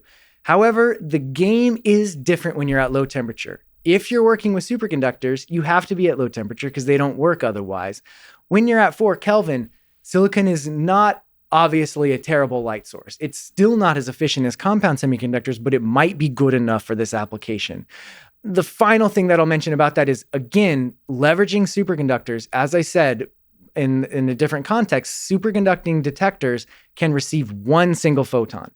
In that conversation, I failed to mention that semiconductors can also receive photons. That's the primary mechanism by which it's done. A camera in your phone that's receptive to visible light is receiving photons. It's based on silicon, or you can make it in different semiconductors for different wavelengths. But it requires on the order of a few thousand photons to receive a pulse. Now, when you're using a superconducting detector, you need one photon, exactly one. I mean, one or more. So the fact that your synapses can now be based on superconducting detectors instead of semiconducting detectors brings the light levels that are required down by some 3 orders of magnitude. So now you don't need good light sources. You can have the world's worst light sources as long as they spit out maybe a few thousand photons every time a neuron fires. You have the hardware principles in place that you might be able to perform this optoelectronic integration. To me, optoelectronic integration it's just so enticing. We want to be able to leverage electronics for computation, light for communication, working with silicon microelectronics at room temperature that has been exceedingly difficult. And I hope that when we move to the superconducting domain, target a different application space that is neuromorphic instead of digital, and use superconducting detectors, maybe optoelectronic integration comes to us. Okay, so there's a bunch of questions there. So one is temperature. So in these kind of hybrid heterogeneous systems, what's the temperature? What are some of the constraints to the operation here? Does it all have to be at 4 Kelvin as well? 4 Kelvin. Everything has to be at 4 Kelvin. Okay, so what are the other engineering challenges of making this kind of optoelectronic systems? Let me just dwell on that 4 Kelvin for a second, because some people hear 4 Kelvin and they just get up and leave. They just say, I'm not doing it, you know? Yeah. And to me, that's very Earth-centric, species-centric. We live in 300 Kelvin, so we want our technologies to operate there too. I totally get it. Yeah, what's 0 Celsius? 0 Celsius is 273 Kelvin. Okay. So we're talking very, very cold here. This is not even Boston cold. No. This is real cold. Yeah. This is Siberia cold. Okay, so just for reference, the temperature of the cosmic microwave background is about 2.7 Kelvin. So we're still warmer than deep space. Yeah. Good. So that when the universe dies out, it'll be colder than 4K. It's already colder than 4K. In the expanses you know, you don't have to get that far away from the Earth in order to drop down to not far from 4 So Kelvin. what you're saying is the aliens that live at the edge of the observable universe are using superconductive material for their computation. They don't have to live at the edge of the universe. The aliens that are more advanced than us in their solar system are doing this in their asteroid belt. We can get to that. Oh, because of they can get that to that temperature easier there? Sure. Yeah. Okay. All you have to do is reflect the sunlight away and you have a huge head start. Oh, so the sun is the problem here. Yeah. Like it's warm here on Earth. Got it. Yeah. Okay. So can you, so how do we get to 4K? So what a very different kind of 4K. What I want to say about temperature, Yeah. What I want to say about temperature is that if you can swallow that, if you can say, all right, I give up applications that have to do with my cell phone and the convenience of, you know, a laptop on a train, and you instead, for me, I'm very much in the scientific headspace. I'm not looking at products. I'm not looking at what this will be useful to sell to consumers. Instead, I'm thinking about scientific questions. Well, it's just not that bad to have to work at 4 Kelvin. We do it all the time in our labs at NIST. And so for reference, the entire quantum computing sector usually has to work at something like 100 millikelvin, 50 millikelvin. So now you're talking of another factor of 100 even colder than that, a fraction of a degree. And everybody seems to think quantum computing is going to take over the world. Okay. It's so much more expensive to have to get that extra factor of 10 or whatever colder. And yet it's not stopping people from investing in that area. And by investing, I mean putting their research into it as well as venture capital or whatever. So based on the energy of what you're commenting on, I'm getting a sense that's one of the criticism of this approach is 4K, 4 Kelvin is a big negative. It is the showstopper for a lot of people. They just, and understandably, I'm not saying that's not a consideration. Of course it is. For some, okay, so different motivations for different people. In the academic world, suppose you spent your whole life learning about silicon microelectronic circuits. You send a design to a foundry, they send you back a chip, and you go test it at your tabletop. Mm-hmm. And now I'm saying, here, now learn how to use all these cryogenics so you can do that at 4 Kelvin. No, come on, man. I don't want to do that. That sounds bad. It's the old momentum, the Titanic of the turning. Yeah, kind of. But you're saying that's not too much of a when we're looking at large systems and the gain you can potentially get from them, that's not that much of a cost. And when you want to answer the scientific question about what are the physical limits of cognition, well, the physical limits, they don't care if you're at 4 Kelvin. If you can perform cognition at a scale orders of magnitude beyond any room temperature technology, but you got to get cold to do it, you're going to do it. And to me, that's the interesting application space. It's not even an application space. That's the interesting scientific paradigm. So I personally am not going to let low temperature stop me from realizing a technological domain or realm that is achieving in most ways everything else that I'm looking for in my hardware. So that's a big one. Is there other kind of engineering challenges that you envision? Yeah. So let me take a moment here because I haven't really described what I mean by a neuron or a network in this particular hardware. Yeah. Do you want to talk about loop neurons? And there's so many fascinating, but you just have so many amazing papers that people should definitely check out.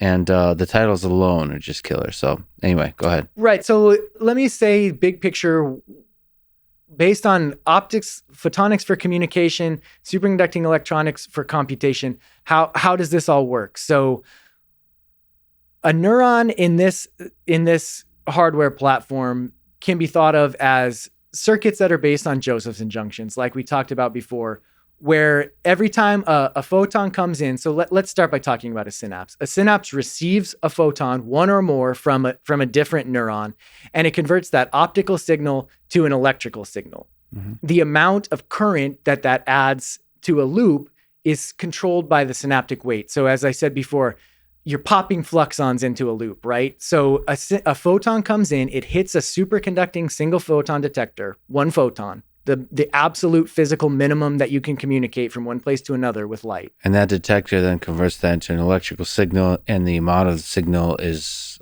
correlated with some kind of weight. Yeah, so the synaptic weight will tell you how many fluxons you pop into the loop. It's an analog number. We're doing analog computation now. Well, okay, can you just linger on that? What the heck is a fluxon? Are we supposed to know this? Or is this a funny, is like the Big Bang?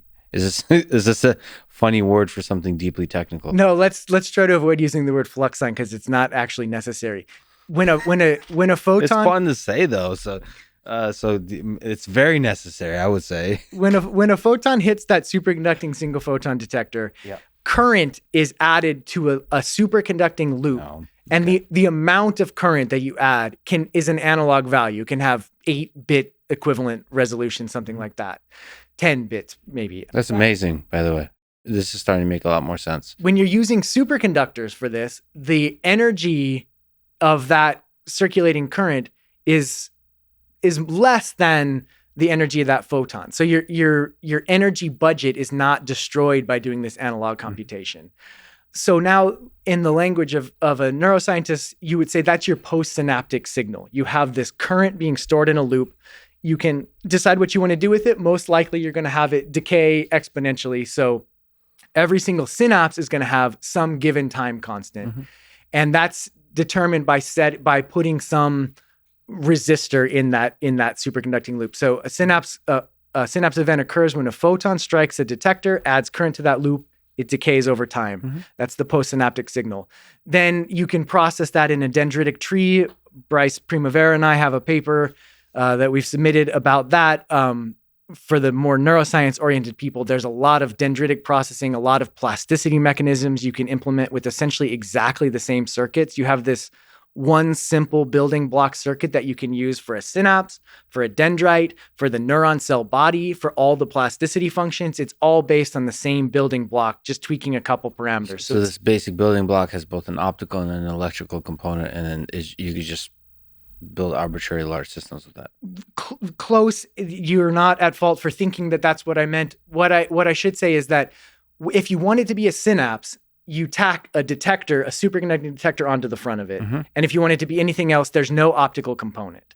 Got it. So at the front, optics in the front, electrical stuff in the back. Electrical, yeah, in the processing and in the output signal that it sends to the next stage of processing. Further, so the dendritic trees is electrical. It's all electrical. It's all electrical in the superconducting domain. For anybody who's up on their superconducting circuits, it's just based on a DC squid, the most ubiquitous. Which is a circuit composed of 2 Josephson junctions. So it's a very bread and butter kind of thing. And then the only place where you go beyond that is the neuron cell body itself. It's receiving all these electrical inputs from the synapses or dendrites or however you've structured that particular unique neuron. And when it reaches its threshold, which occurs by driving a Josephson junction above its critical current, it produces a pulse of current, which starts an amplification sequence, voltage amplification, that produces light out of a transmitter. So one of our colleagues, Adam McCon and Sonia Buckley as well, did a lot of work on the light sources and the amplifiers that drive the current and produce sufficient voltage to drive current through that now semiconducting part. So that light source is the semiconducting part of a neuron. And so the neuron has reached threshold, it produces a pulse of light. That light then fans out across a network of waveguides to reach all the downstream synaptic terminals that perform this process themselves. So it's probably worth explaining what a network of waveguides is, because a lot of listeners aren't going to know that.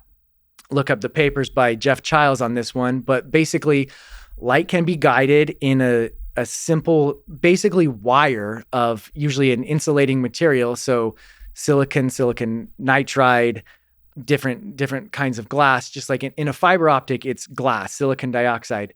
That makes it a little bit big. We want to bring these down, so we use different materials like silicon nitride. But basically, just imagine a rectangle of some material that just goes and branches, forms different branch points that target different sub-regions of the network. You can transition between layers of these. So now we're talking about building in the 3rd dimension, which is absolutely crucial.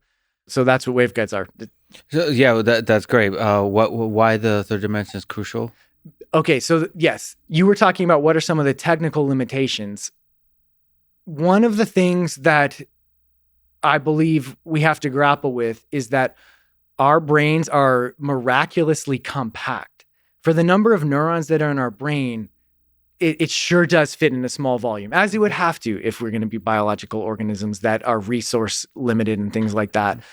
Any kind of hardware neuron is almost certainly going to be much bigger than that if it is of comparable complexity. Even whether it's based on silicon transistors, okay, a transistor, 7 nanometers, that doesn't mean a semiconductor-based neuron is 7 nanometers. They're big.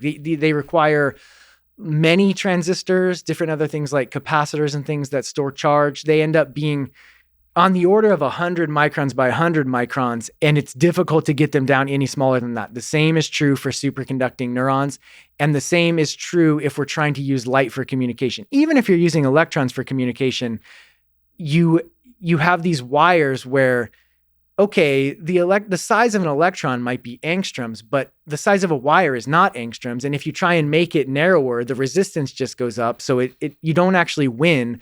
To communicate over long distances, you need your wires to be microns wide. Mm-hmm. And it's the same thing for waveguides. Waveguides are essentially limited by the wavelength of light, and that's going to be about a micron. So whereas compare that to an axon, the analogous component in the brain, which is 10 nanometers in diameter, something like that, they're bigger when they need to communicate over long distances. But grappling with the size of these structures is inevitable and crucial. And so in order to make systems of comparable scale to the human brain, by scale here, I mean number of interconnected neurons, you absolutely have to be using the third spatial dimension.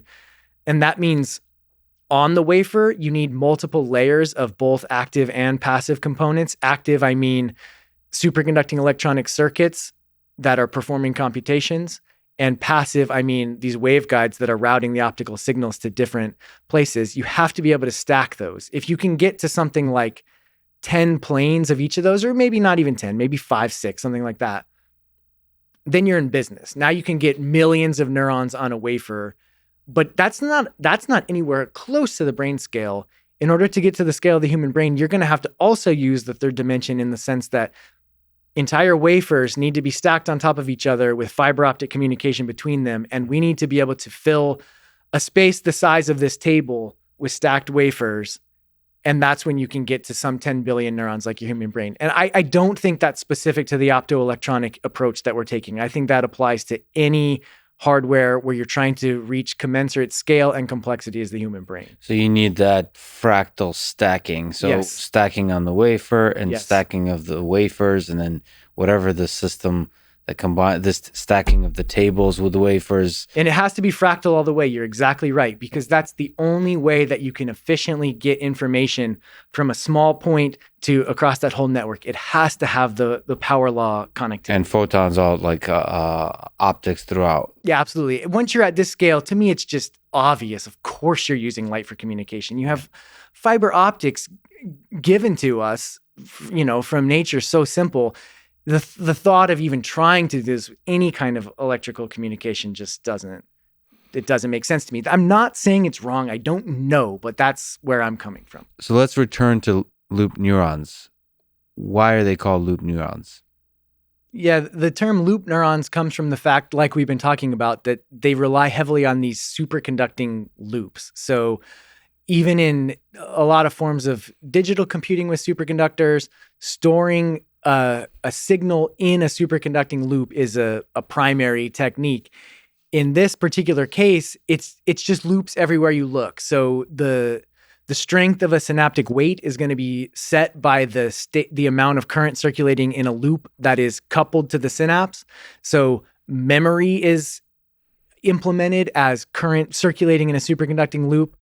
The coupling between, say, a synapse and a dendrite or a synapse and the neuron cell body occurs through loop coupling through transformers. So current circulating in a synapse is going to induce current in a different loop, a receiving loop in the neuron cell body.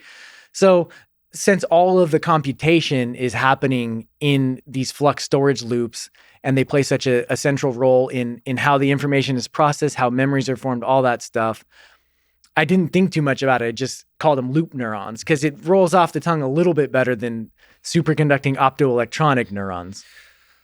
Okay, so how do you design circuits for these loop neurons? That's a great question. There's a lot of different scales of design. So at the level of just one synapse, you can use conventional methods.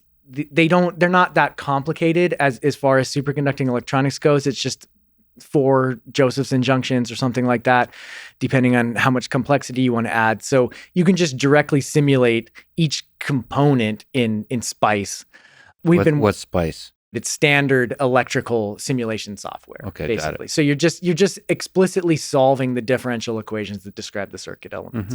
And then you can stack these things together in that simulation software to then build circuits. You can, but that becomes computationally expensive. So one of the things when COVID hit, we knew we had to turn some attention to more things you can do at home in your basement or whatever. And one of them was computational modeling. So we started working on abstracting out the circuit performance so that you don't have to explicitly solve the circuit equations, which for Josephson junctions usually needs to be done on like a picosecond time scale, and you have a lot of nodes in your circuit. So it results in a lot of differential equations that need to be solved simultaneously. We were looking for a way to simulate these circuits that is scalable up to networks of millions or so neurons is sort of where we're targeting right now. So we were able to analyze the behavior of these circuits. And as I said, it's based on these simple building blocks. So you really only need to understand this one building block. And if you get a good model of that, boom, it tiles. And you can change the parameters in there to get different behaviors and stuff, but it's all based on now it's one differential equation that you need to solve. So one differential equation for every synapse, dendrite, or neuron in your system. And for the neuroscientists out there, it's just a simple leaky integrate and fire model. Leaky integrator, basically. A synapse is a leaky integrator, a dendrite is a leaky integrator. So I'm really fascinated by how this one simple component can be used to achieve lots of different types of dynamical activity. And to me, that's where scalability comes from, and also complexity as well. Complexity is often characterized by relatively simple building blocks connected in potentially simple or sometimes complicated ways, and then emergent new behavior that was hard to predict from those simple elements. And that's exactly what we're working with here. So it's a very exciting platform, both from a modeling perspective and from a hardware manifestation perspective, where we can hopefully start to have this test bed where we can explore things not just related to neuroscience, but also related to other things that connect to other physics, like critical phenomenon, Ising models, things like that. So you were asking how we simulate these circuits. It's at different levels, and we've got the simple SPICE circuit stuff. That's no problem. And now we're building these network models based on this more efficient leaky integrator. So we can actually reduce every element to one differential equation, and then we can also step through it on a much coarser time grid. So it ends up being something like a factor of 1,000 to 10,000 speed improvement, which allows us to simulate, but hopefully up to millions of neurons. Whereas before we would have been limited to tens or hundreds, something like that. And just like simulating quantum mechanical systems with a quantum computer, so the goal here is to understand such systems. For me, the goal is to study this as a scientific physical system.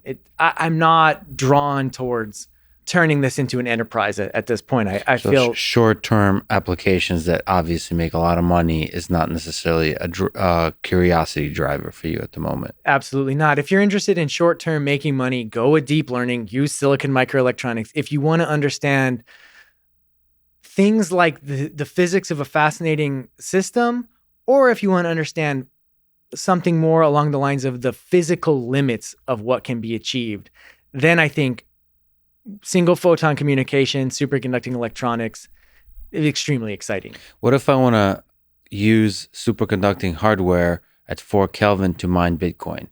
That's my main interest. That's the reason I wanted to talk to you today. I want us. No, I don't know. What's Bitcoin? It's a look it up on the internet. Somebody told me about it. I'm not sure exactly what it is. But let me ask nevertheless about applications to machine learning. Okay. So what, like, if you look at the scale of 5, 10, 20 years, is it possible to before we understand the nature of human intelligence and general intelligence, do you think we'll start falling out of this exploration of neuromorphic systems ability to solve some of the problems that the machine learning systems of today can't solve? I'm really hesitant to overpromise, Right. so I really don't know. I don't really understand machine learning in a lot of senses. I mean, machine learning, from my perspective, appears to require that you know precisely what your input is and also what your goal is. You usually have some objective function or something like that, and that's very limiting. I mean, of course, a lot of times that's the case. You know, there's a picture and there's a horse in it, so you're done. But that's not a very interesting problem.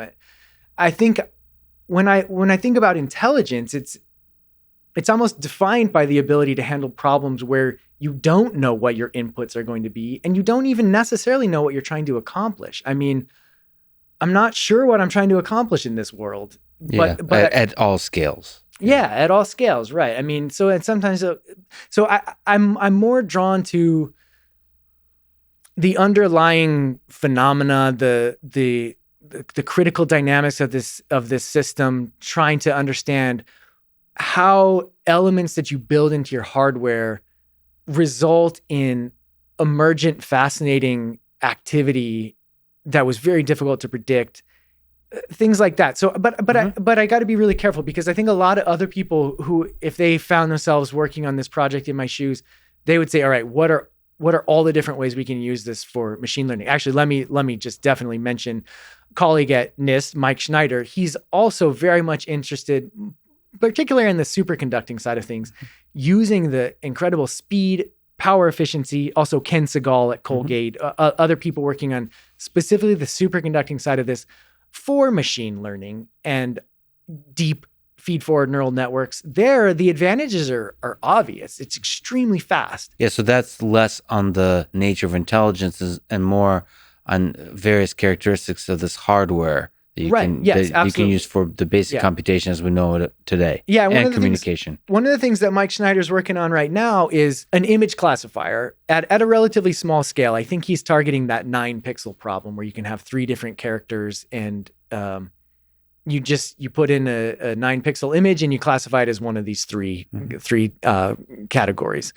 And that's going to be really interesting to see what happens there, because if you can show that even at that scale, you just put these images in and you get it out, and he thinks he can do it. I forgot if it's a nanosecond or some extremely fast classification time. It's probably less. It's probably 100 picoseconds or something. There you have challenges though, because the Josephson junctions themselves, the electronic circuit, is extremely power efficient, some orders of magnitude for something more than a transistor doing the same thing. But when you have to cool it down to 4 Kelvin, you pay a huge overhead just for keeping it cold, even if it's not doing anything. So it has to work at large scale in order to overcome that power penalty. But that's possible. It's going to have to get that performance. And this is sort of what you were asking about before, is like, how much better than silicon would it need to be? And the answer is, I don't know. I think if it's just overall better than silicon at a problem that a lot of people care about, maybe it's image classification, maybe it's face recognition, maybe it's monitoring credit transactions, I don't know, then I think it will have a place. It's not going to be in your cell phone, but it could be in your data center. So what about in terms of the data center? I don't know if you're paying attention to the various systems, like Tesla recently announced Dojo, which is a large-scale machine learning training system. That, again, the bottleneck there is probably going to be communication between those systems. Is there something from your work on everything we've been talking about in terms of superconductive hardware that could be useful there? Okay. Tomorrow, no. In the long term, it could be the whole thing. It could be nothing. I don't know, but definitely, when you look at so I don't know that much about Dojo. My understanding is that that's new, right? That's just coming online. Well, I don't even know where it hasn't come online. Okay. And when you announce big sexy, so let me explain to you the way things work in in the world out there. In the world of business and marketing. It's not always clear where you are on the coming online part of that. So I don't know where they are exactly, but the vision is from ground up to build a very, very large scale modular machine learning ASIC, basically hardware that's optimized for training neural networks. And of course, there's a lot of companies that are small and big working on this kind of problem. The question is how to do it in a modular way that has very fast communication. The interesting aspect of Tesla is you have a company that, at least at this time, is so singularly focused on solving a particular machine learning problem and is making obviously a lot of money doing so because the machine learning problem happens to be involved with autonomous driving. Right. And so you have a system that's driven by an application. Mm-hmm. And that's really interesting because, you have maybe Google working on TPUs and so on. You have all these other companies with ASICs. They're usually more kind of always thinking general. Mm-hmm. So I like it when it's driven by a particular application because then you can really get to it's somehow, if you just talk broadly about intelligence, you may not always get to the right solutions. It's nice to couple that sometimes with specific, clear illustration of something that requires general intelligence, which for me, driving is one such case. I think you're exactly right. Sometimes just having that focus on that application brings a lot of people, focuses their energy and attention. I think that, so one of the things that's appealing about what you're saying is not just that the application is specific, but also that the scale is big. And that the benefit is also huge. So financial and to humanity. Right. Yeah. So I guess let me just try to understand, is the point of this Dojo system to figure out the parameters that then plug into neural networks, and then you don't need to retrain, you just make copies of a certain chip that has all the parameters established? Or no, it's straight up retraining a large neural network over and over and over. So you have to do it once for every new car? No, you have to so they do this interesting process, which I think is a process for machine learning, supervised machine learning systems you're going to have to do, which is you have a system, you train your network once. It takes a long time. I don't know how long, but maybe a week to train. And then you deploy it on, let's say, about 1 million cars. I don't know what the number is. But that part, you just write software that updates some weights in a table and But there's a loop back. Yeah, okay. Each of those cars run into trouble. Mm-hmm. Rarely, but like they catch the edge cases of the performance of that particular system and then send that data back. Mm-hmm. And either automatically or by humans, that weird edge case data is annotated, and then the network has to become smart enough to now be able to perform in those edge cases, so it has to get retrained. There's clever ways of retraining different parts of that network, but for the most part, I think they prefer to retrain the entire thing. So you have this giant monster that kind of has to be retrained regularly. Mm-hmm. I think the vision with Dojo is to have a very large machine learning focused, driving focused supercomputer that then is sufficiently modular that can be scaled to other machine learning applications. Right. But so they're not limiting themselves completely to this particular application, but this application is the way they kind of test this iterative process of machine learning. Is you make a system that's very dumb, deploy it, get the edge cases where it fails, make it a little smarter, it becomes a little less dumb, and that through that iterative process achieves something that you can call intelligent or is smart enough to be able to solve this particular application. So it has to do with training neural networks fast and training neural networks that are large. But also based on an extraordinary amount of diverse input. Data, yeah. And that's one of the things. So this does seem like one of those spaces where the scale of superconducting optoelectronics, the way that, so when you talk about the weaknesses, like I said, okay, well, you have to cool it down. At this scale, that's fine. Because that's not too much of an added cost. Most of your power is being dissipated by the circuits themselves, not the cooling. And also, you have one centralized kind of cognitive hub, if you will. And so if we're talking about putting a superconducting system in a car, that's questionable. Do you really want a cryostat in the trunk of every one of your car? It'll fit. It's not that big of a deal, but hopefully there's a better way, right? But since this is sort of a central supreme intelligence or something like that, and it needs to really have this massive data acquisition, massive data integration, I would think that that's where large-scale spiking neural networks with vast communication and all these things would have something pretty tremendous to offer. It's not going to happen tomorrow. There's a lot of development that needs to be done. But, we have to be patient with self-driving cars for a lot of reasons. We were all optimistic that they would be here by now. And okay, they are to some extent. But if we're thinking 5 or 10 years down the line, it's not unreasonable. One other thing let me just mention, that getting into self-driving cars and technologies that are using AI out in the world, this is something NIST cares a lot about. Elham Tabasi is leading up a much larger effort in AI at NIST than my little project. And really central to that mission is this concept of trustworthiness. So when you're going to deploy this neural network in every single automobile with so much on the line, you have to be able to trust that. So now how do we know that we can trust that? How do we know that we can trust the self-driving car or the supercomputer that trained it? There's a lot of work there, and there's a lot of that going on at NIST, and it's still early days. I mean, you're familiar with the black box problem and all that. But there's a fascinating dance in engineering with like safety critical systems. There's a desire in computer science. I just recently talked to Don Knuth to for algorithms and for systems, for them to be provably correct or provably safe. And this is one other difference between humans and biological systems, is we're not provably anything. Right. And so there's some aspect of imperfection. Yes. That we need to have built in, like robustness to imperfection, be part of our systems, which is a difficult thing for engineers to contend with. They're very uncomfortable with the idea that you have to be okay with failure and almost engineer failure into the system.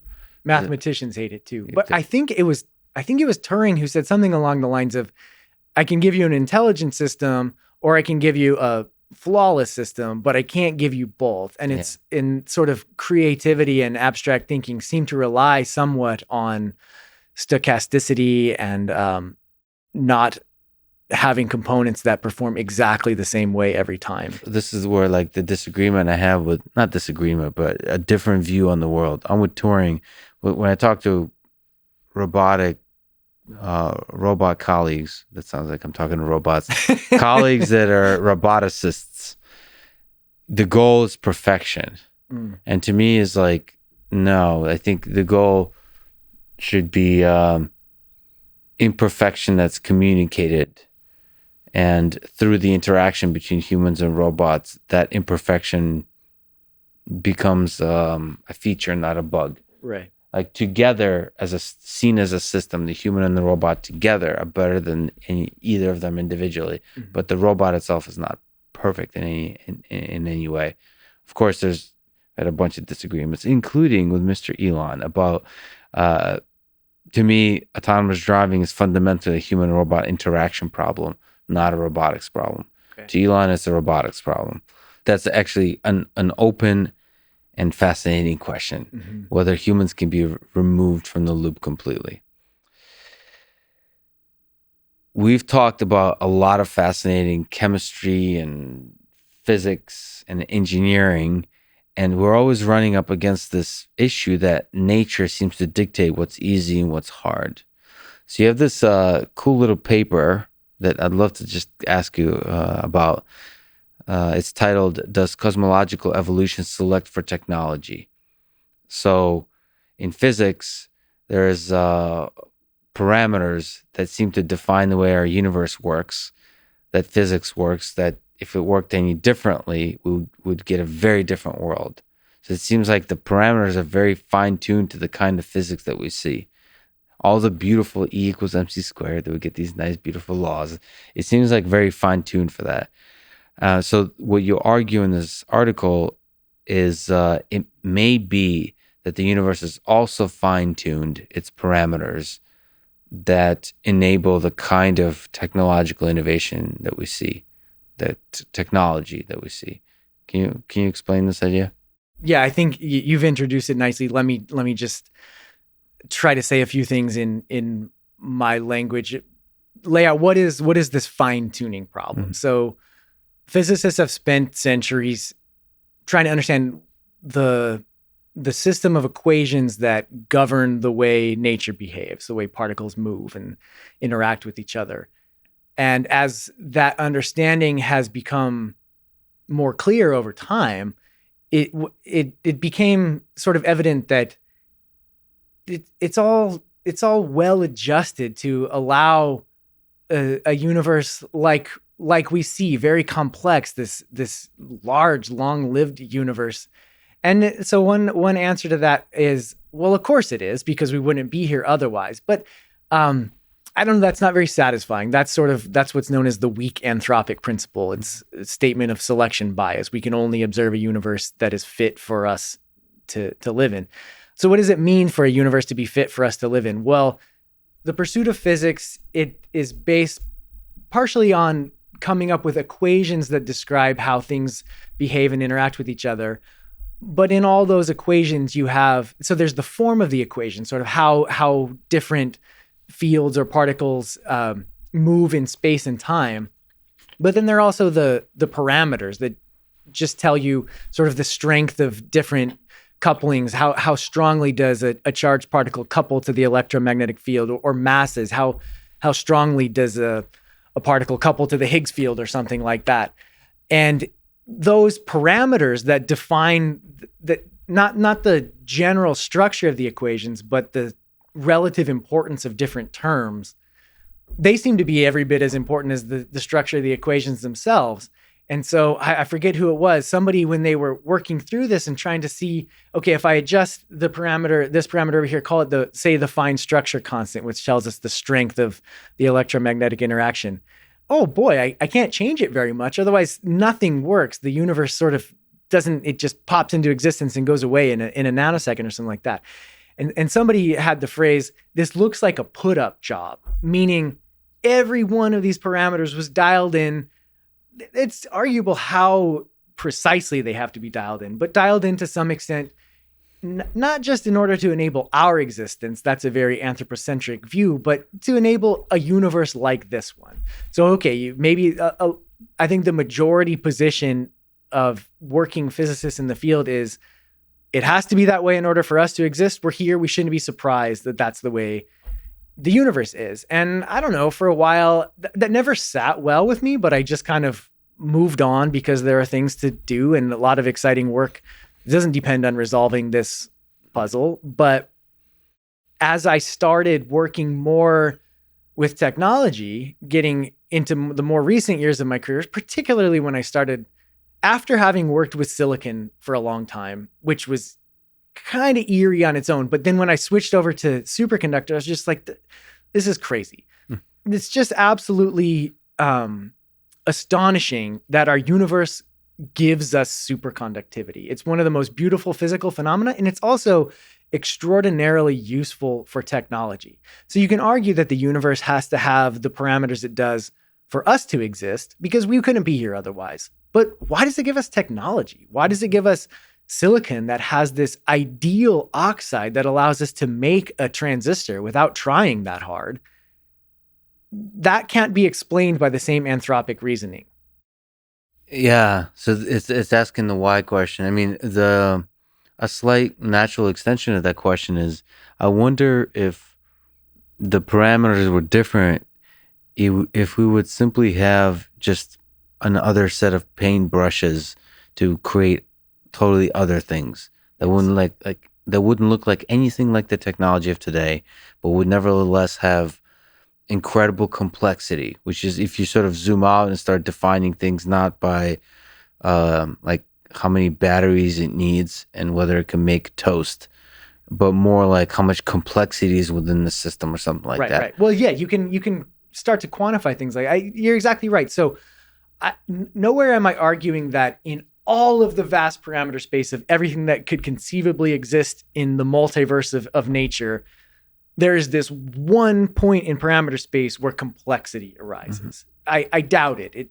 That would be a shameful waste of resources, it seems. Yeah. But it might be that we reside at one place in parameter space that has been adapted through an evolutionary process to allow us to make certain technologies that allow our particular kind of universe to arise and sort of achieve the things it does. See, I wonder if nature, in this kind of discussion, if nature is a catalyst for innovation or if it's a ceiling for innovation. So, like, is it going to always limit us? Like, what you're talking about silicon, is it just make it super easy to do awesome stuff in a certain dimension, but we could still do awesome stuff in other ways? It'll just be harder, or does it really set like the maximum we can do? That's a good thing that's a good subject to discuss. I guess I feel like we need to lay a little bit more groundwork. So I want to make sure that I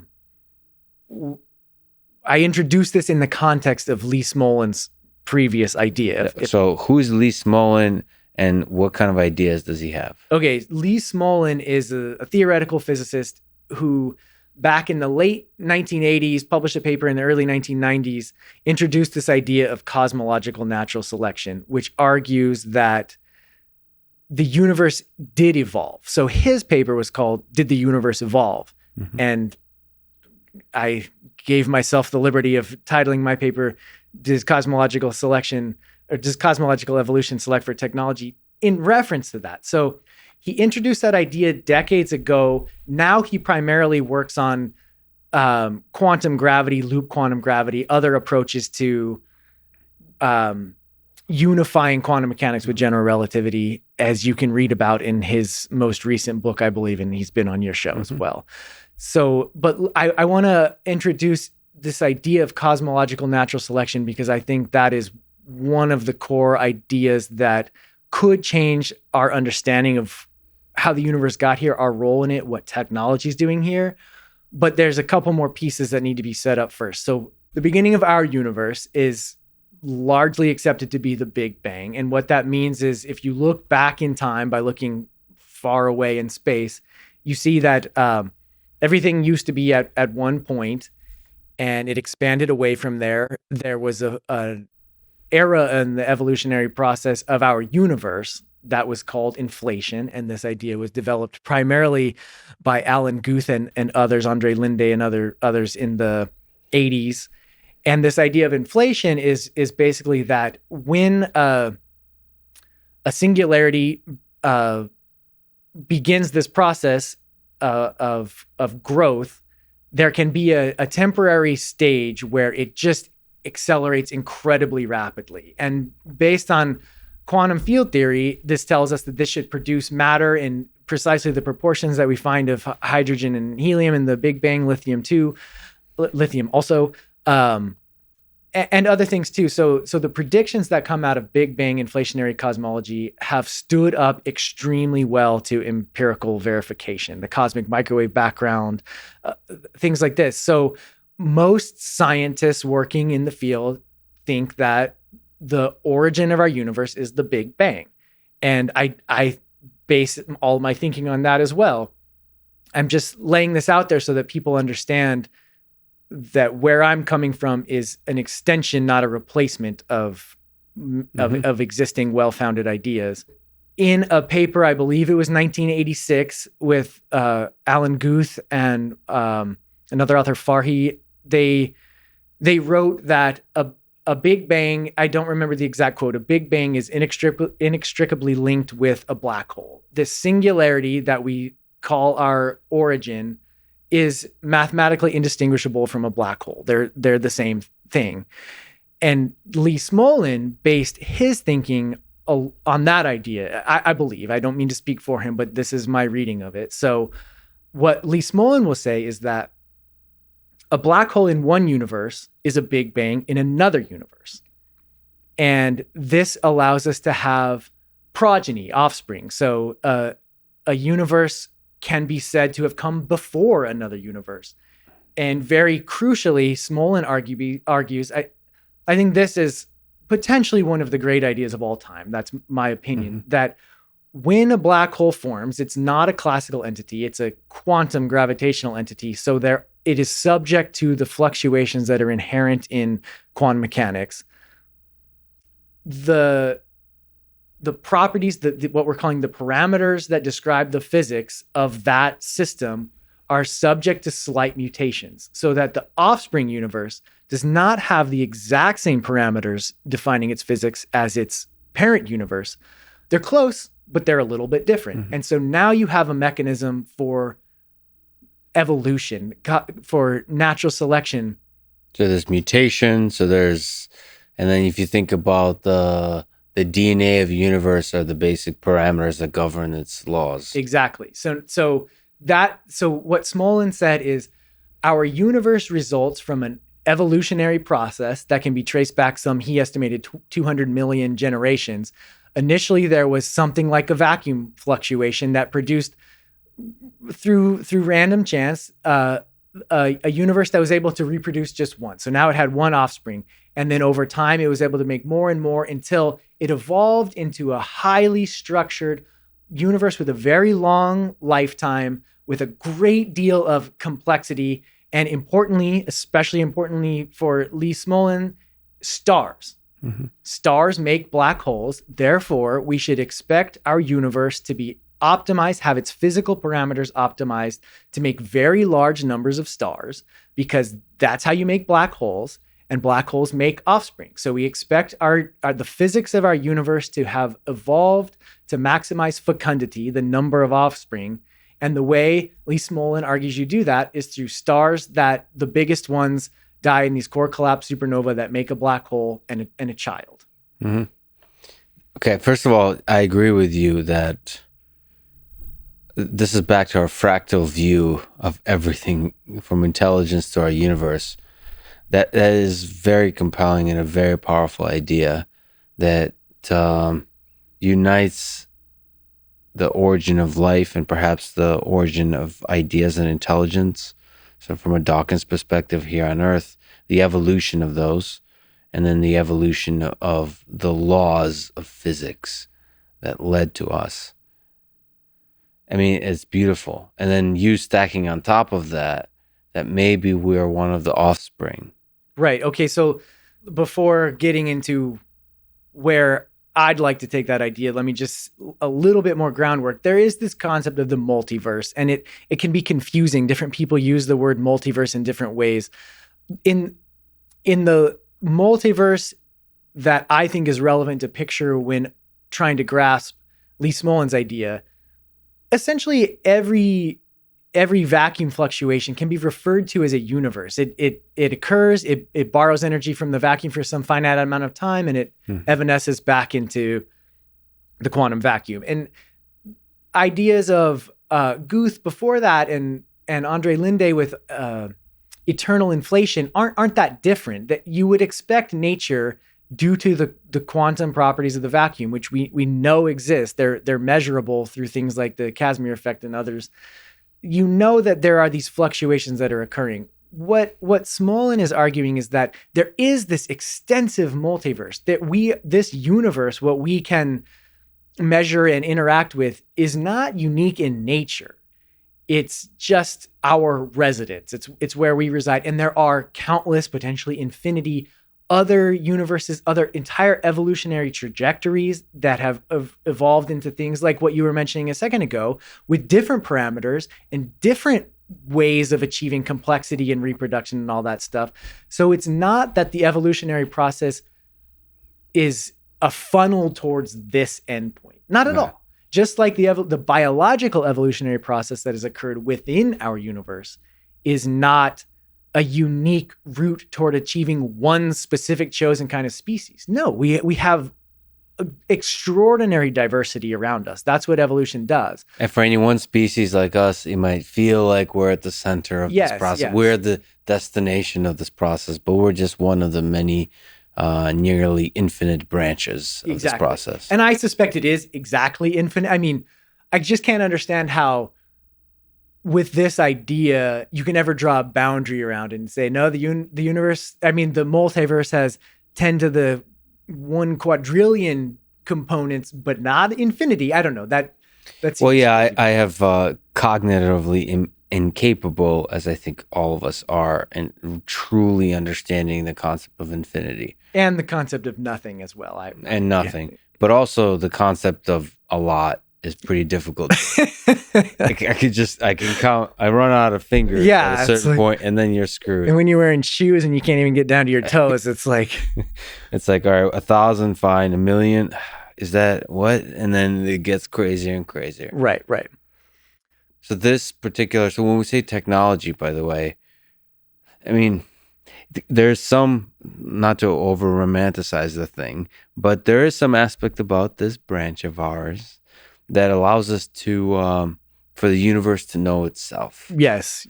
So to have like little conscious cognitive fingers that are able to feel, like to scratch the head. Right. To be able to construct E equals MC squared and to introspect, to start to gain some understanding of the laws that govern it. Isn't that kind of amazing?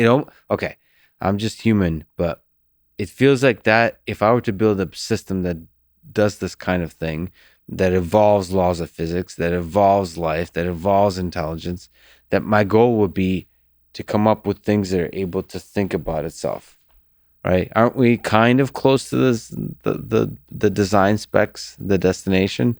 We're pretty close. I don't know. I mean, I'm spending my career designing things that I hope will think about themselves. So maybe you and I aren't too far apart on that one. But then maybe that problem is a lot harder than we imagine. Maybe we need to... Let's not get too far, because I want to emphasize something that what you're saying isn't it fascinating that the universe evolved something that can be conscious, reflect on itself? But Lee Smolin's idea didn't take us there, remember? It took us to stars.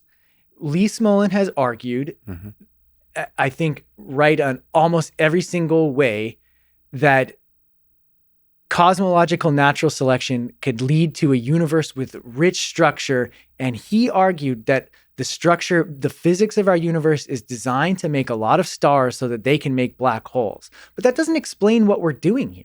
In order for that to be an explanation of us, what you have to assume is that once you made that universe that was capable of producing stars, life, planets, all these other things were along for the ride. They got lucky. We're kind of growing up in the cracks, but the universe isn't here for us. We're still kind of a fluke in that picture.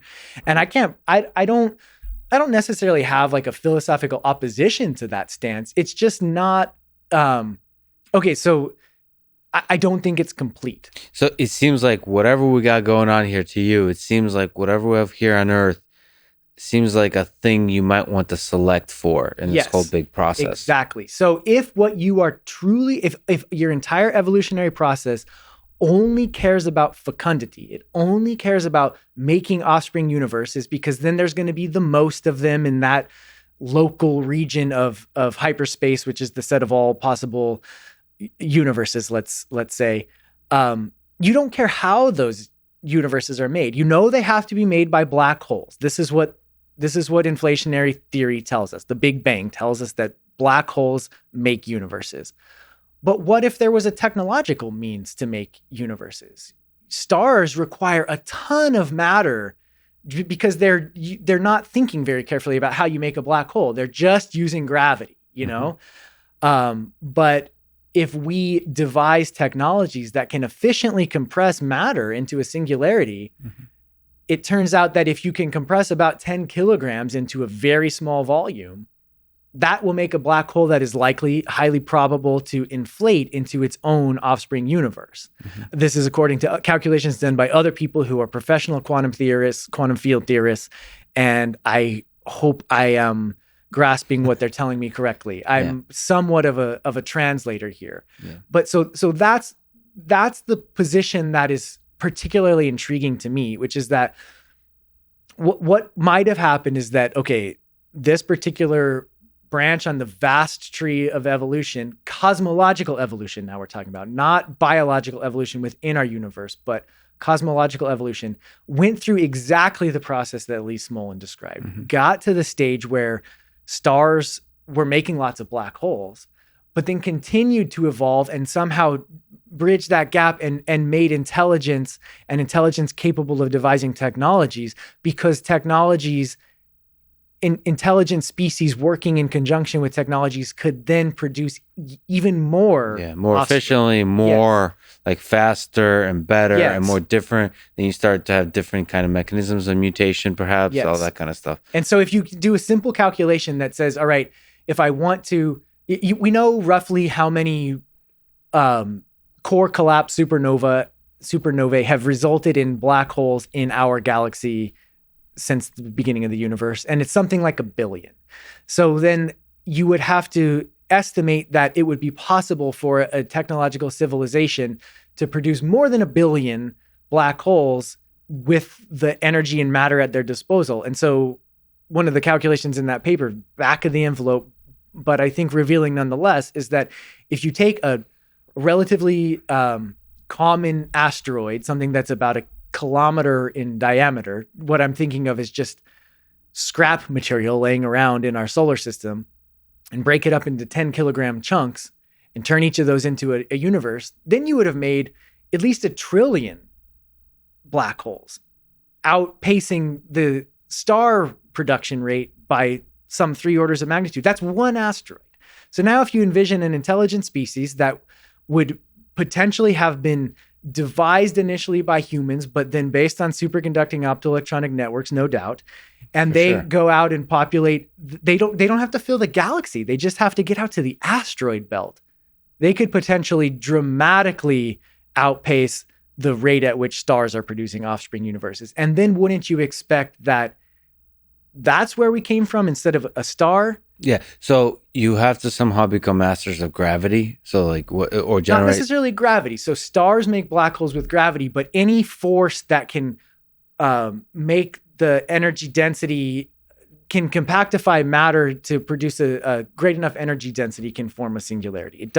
It would not likely be gravity. It's the weakest force. You're more likely to use something like the technologies that we're developing for fusion, for example. So I don't know, the Large Ignition Facility recently blasted a pellet with 100 really bright lasers and caused that to get dense enough to engage in nuclear fusion. So something more like that, or a tokamak with a really hot plasma. I'm not sure. Something, I don't know exactly how it would be done. I do like the idea of that, especially just been reading a lot about gravitational waves, and the fact that us humans with our technological capabilities, one of the most impressive technological accomplishments of human history is LIGO, being able to precisely detect gravitational waves. I'm particularly find appealing the idea that other alien civilizations from very far distances communicate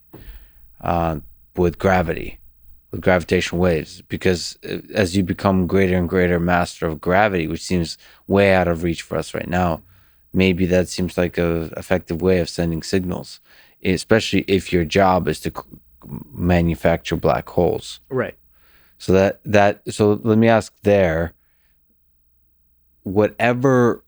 broadly thinking, because we tend to think other alien civilizations would be very human-like, but if we think of alien civilizations out there as basically generators of black holes, however they do it, because they get stars, do you think there's a lot of them in our particular universe out there? In our universe? Well, okay, let me ask, this is great. Let me ask a very generic question, and then let's see how you answer it, which is how many alien civilizations are out there? If the hypothesis that I just described is on the right track, Yes. it would mean that the parameters of our universe have been selected so that intelligent civilizations will occur in sufficient numbers so that if they reach something like supreme technological maturity, let's define that as the ability to produce black holes, then that's not a highly improbable event. It doesn't need to happen often because, as I just described, if you get one of them in a galaxy, you're going to make more black holes than the stars in that galaxy. But there's also not a super strong motivation. Well, it's not obvious that you need them to be ubiquitous throughout the galaxy. Right. So one of the things that I try to emphasize in that paper is that given this idea of how our parameters might have been selected, it's clear that it's a series of trade-offs, right? In order for intelligent life of our variety or anything resembling us to occur, you need a bunch of stuff. You need stars. So that's right back to Smolin's roots of this idea, but you also need water to have certain properties. You need things like the rocky planets like the Earth to be within the habitable zone. All these things that you start talking about in the field of astrobiology, trying to understand life in the universe. But you can't overemphasize, you can't tune the parameters so precisely to maximize the number of stars or to give water exactly the properties or to make rocky planets like Earth the most numerous. You have to compromise on all these things. And so I think the way to test this idea is to look at what parameters are necessary for each of these different subsystems. And I've laid out a few that I think are promising. There could be countless others, and see how changing the parameters makes it more or less likely that stars would form and have long lifetimes, or that rocky planets in the habitable zone are likely to form, all these different things. So we can test how much these things are in a tug of war with each other. And the prediction would be that we kind of sit at this central point where if you move the parameters too much, stars aren't stable, or life doesn't form, or technology is infeasible. Because life alone, at least the kind of life that we know of, cannot make black holes. We don't have this. Well, I'm speaking for myself. You're a very fit and strong person, but it might be possible for you, but not for me to compress matter. So we need these technologies, but we don't know, we have not been able to quantify yet how finely adjusted the parameters would need to be in order for silicon to have the properties it does. Okay, this is not directly speaking to what you're saying. You're getting to the Fermi paradox, which is where are they? Where are the life forms out there? How numerous are they? That sort of thing. What I'm trying to argue is that if this framework is on the right track, a potentially correct explanation for our existence, it doesn't necessarily predict that intelligent civilizations are just everywhere, because even if you just get one of them in a galaxy, which is quite rare, it could be enough to dramatically increase the fecundity of the universe as a whole. Yeah, and I wonder, once you start generating the offspring for universes, black holes, how that has effect on what kind of effect does it have on the other candidates, civilizations within that universe? Maybe it has a destructive aspect, or there could be some arguments about once you have a lot of offspring that just quickly accelerates to where the other ones can't even catch up. It could, but I guess if you want me to put my chips on the table or whatever, I think I come down more on the side that intelligent life civilizations are rare. And I guess I follow Max Tegmark here.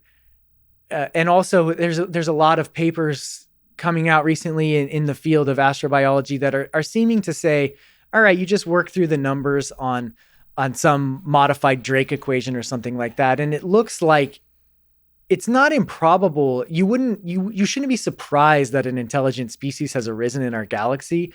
But if you think there's one the next solar system over, it's highly improbable. So I can see that the probability of finding a civilization in a galaxy, maybe it's most likely that you're going to find 1 to 100 or something. But okay, now it's really important to put a time window on that, I think, because does that mean in the entire lifetime of the galaxy before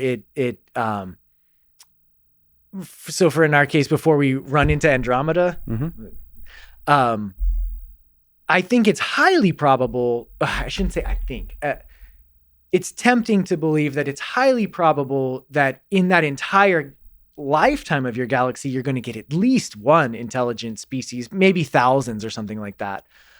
But it's also, I think, a little bit naive to think that they're going to coincide in time and we'll be able to observe them. And also, if you look at the span of life on Earth, the Earth history, it was surprising to me to kind of look at the amount of time. Well, first of all, the short amount of time there's no life is surprising. Life sprang up pretty quickly. It's cellular, single cell. So, but that's the point I'm trying to make is like so much of life on Earth was just like single cell organisms. Like most of it is like boring bacteria type of stuff. Well, bacteria are fascinating, but I take your point. No, I get it. I mean, no offense to them. This kind of speaking from the perspective of your paper of something that's able to generate technology as we kind of understand it. Right. That's a very short moment in time relative to that full history of life on Earth. And maybe our universe is just saturated with bacteria like humans. Right. But not the special extra AGI superhumans. That those are very rare. And once those spring up, everything just goes to like it accelerates very quickly. Yeah, it's we just don't have enough data to really say, but I find this whole subject extremely engaging. I mean, there's this concept, I think it's called the rare earth hypothesis, which is that basically stating that, okay, microbes were here right away after the Hadean era where we were being bombarded. Well, bombarded by comets, asteroids, things like that, and also after the moon formed. So once things settled down a little bit, in a few 100 million years, you have microbes everywhere. And it could have been, we don't know exactly when, it could have been remarkably brief that took. So it does indicate that, okay, life forms relatively easily. I think that alone is sort of a checker on the scale for the argument that the parameters that allow even microbial life to form are not just a fluke. But anyway, that aside, yes, then there was this long dormant period. Not dormant, things were happening, but important things were happening for some 2.5 billion years or something after the metabolic process that releases oxygen was developed. Then basically the planet's just sitting there getting more and more oxygenated until it's enough that you can build these large complex organisms. And so the rare earth hypothesis would argue that the microbes are common and everywhere, and any planet that's like roughly in the habitable zone and has some water on it's probably going to have those. But then getting to this Cambrian explosion that happened some between 500 and 600 million years ago, that's rare, you know? Mm-hmm. And I buy that. I think that is rare. So if you say how much life is in our galaxy, I think that's probably the right answer, is that microbes are everywhere. Cambrian explosion is extremely rare. And then, but the Cambrian explosion kind of went like that, where within a couple tens or 100 million years, all of these body plans came into existence. And basically all of the body plans that are now in existence on the planet were formed in that brief window. And we've just been shuffling around since then. So then what caused humans to pop out of that? I mean, that could be another extremely rare threshold, that a planet roughly in the habitable zone with water is not guaranteed to cross, you know? But to me, it's fascinating. If we're being humble, like the humans cannot possibly be the most amazing thing that's such. If you look at the entirety of the system that Lee Smolin and you paint, that cannot possibly be the most amazing thing that process generates. So, like, if you look at the evolution, what's the equivalent in the cosmological evolution and its selection for technology, the equivalent of the human eye or the human brain? Universes that are able to do some, like, they don't need the damn stars. They're able to just do some incredible generation of complexity fast on like much more than, if you think about it's like most of our universe is pretty freaking boring. There's not much going on. There's a few rocks flying around, and there's some like apes that are just like doing podcasts on some weird planet. It just seems very inefficient. If you think about like the amazing thing the human eye, the visual cortex can do, the brain, the nervous system, everything that makes us more powerful than single cell organisms. Like if there's an equivalent of that for universes, they're like the richness of physics that could be expressed through a particular set of parameters. Like, I mean, like for me, so from a computer science perspective, huge fan of cellular automata, which is a nice sort of pretty visual way to illustrate how different laws can result in drastically different levels of complexity. Mm-hmm. So like, it's like, yeah, okay. So we're all like celebrating, look, our little cellular automata is able to generate pretty triangles and squares, and therefore we achieve general intelligence. And then there'll be like some badass Chuck Norris type, like universal Turing machine type of cellular automata. They're able to generate other cellular automata and that does any arbitrary level of computation off the bat.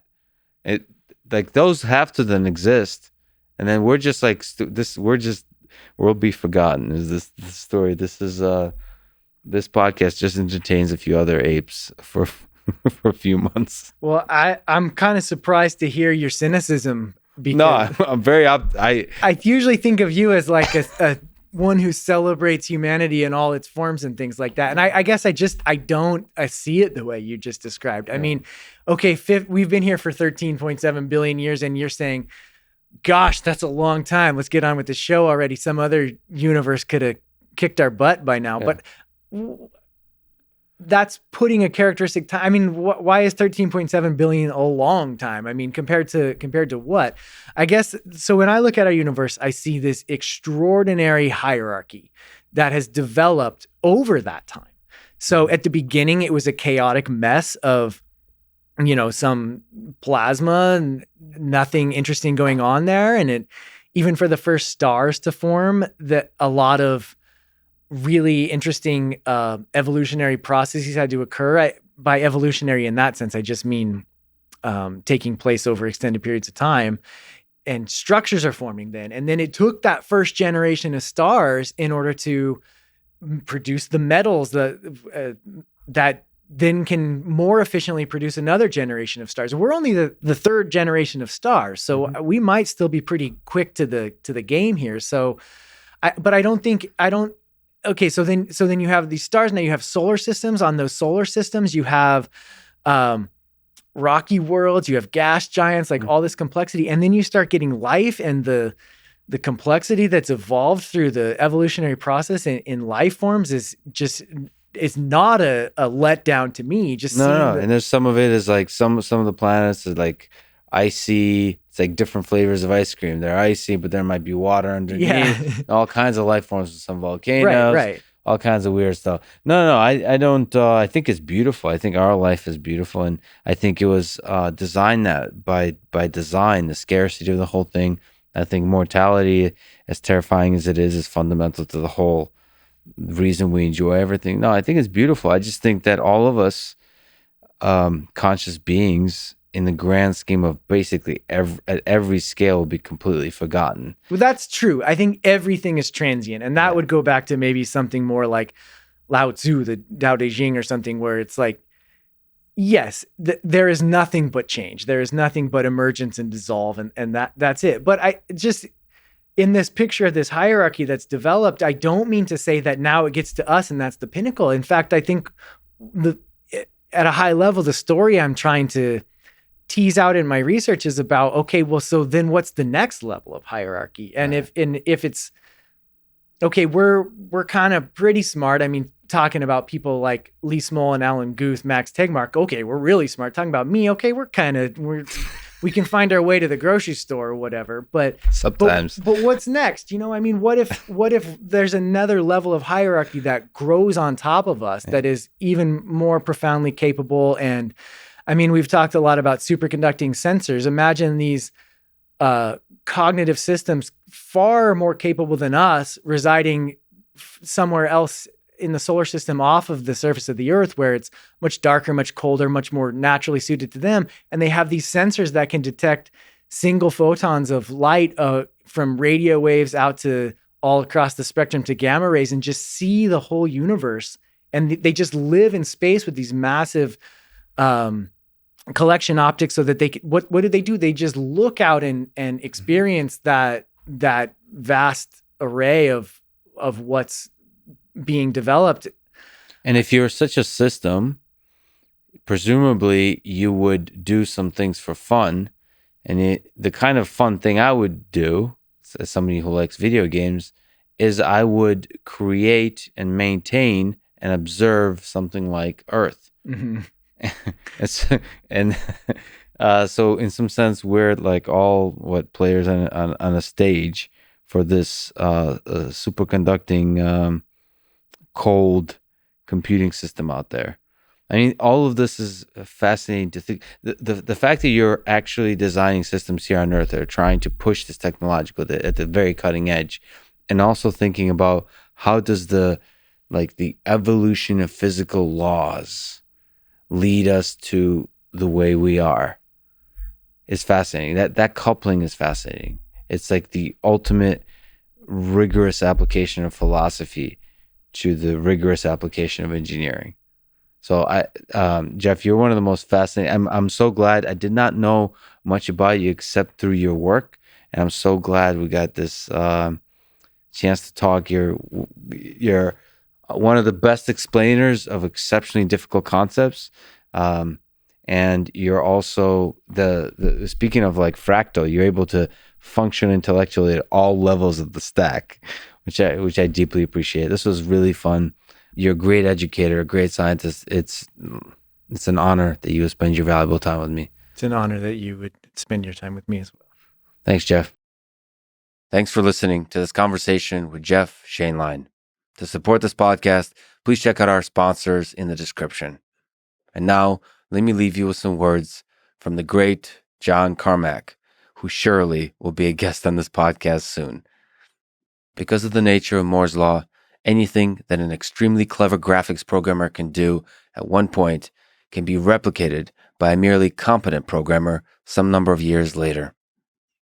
Thank you for listening, and hope to see you next time.